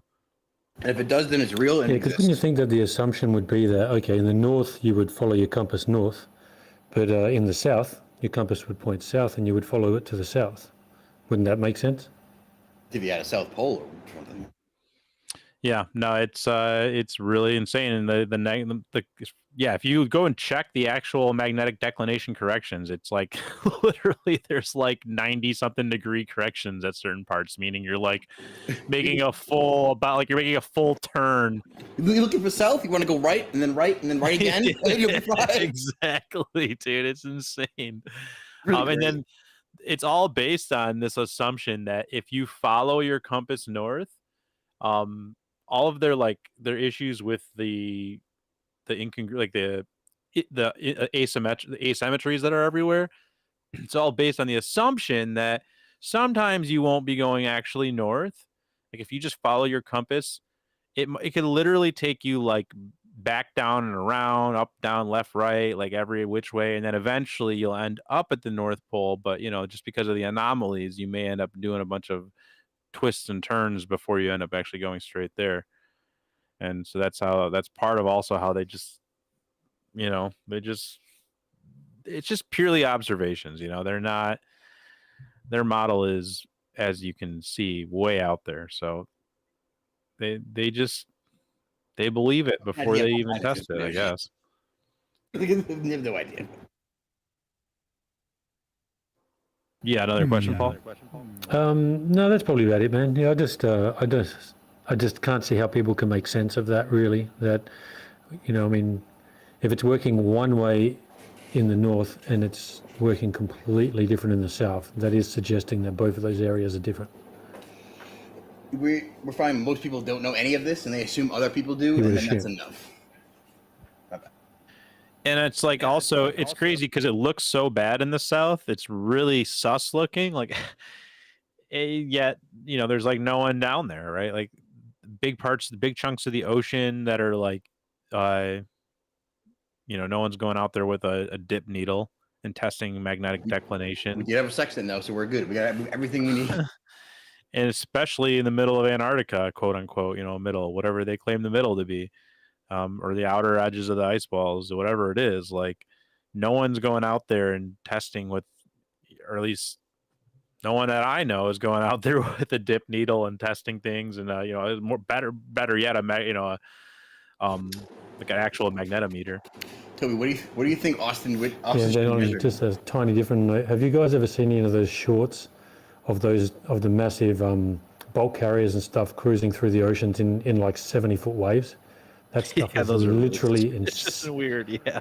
Oh man, that's insane. Those guys have got balls of steel. I would literally crap myself. Oh wait, are you talking about the guys that sailed to Antarctica? Are you talking about Yara? No. I just mean in general. Just like in some of those huge ships, you see some shorts, and it's just like 70, 80-foot waves, and these massive ships are just crashing through them. Like, yeah, it's insane.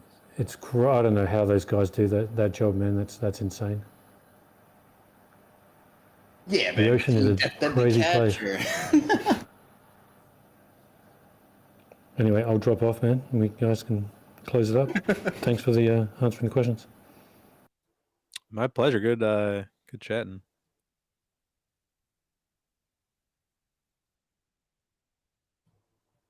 Well, cool. Let me reload the space one more time here.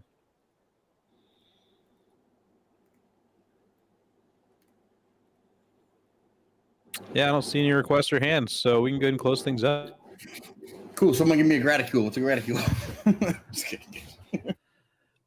So yeah, we'll catch you all next Monday for reading night. We've put it off for 2 weeks now. We're going to be diving back into Shankar's physics. So we'll be doing some more physics reading next Monday. Catch us for that. And then Tuesday, Alan is going to be giving a presentation on the correctness of quantum electrodynamics. And then on Thursday, we will be doing another Twitter space. So join us for that. And everyone, take care. Thanks again for tuning in, wherever you're listening, or if you're here on the X Space. Thanks for being here. It's been definitely a pleasure chatting with all of you. Everyone, take care. Much love. A fun 3 hours. Hey, thank you. Thank you so much. And Toby, your coffee is really good. I got that Tanzania one. Oh, thank you very much. Yeah, if you like coffee, I roast it, brushtail coffee. It is I roast it on a grill myself with a special motor. Also, I'm going to throw this out there. Ethercosmology.com. That is a webpage that we host. And then me, Alan, and Shane, we all do donate our time to this project and to trying to share knowledge. If you want to donate to the work that we do, there's web hosting costs and just work. So you can go to Ko-Fi, or you can go to support.ethercosmology.com is probably the easiest way to find it. You can donate to our Ko-Fi if you want, or you can donate through Space Audits. But yeah, just going to throw that out there. But thanks again, everyone, for tuning in, and take care. Oh, and thanks, Laylee. You're always so sweet.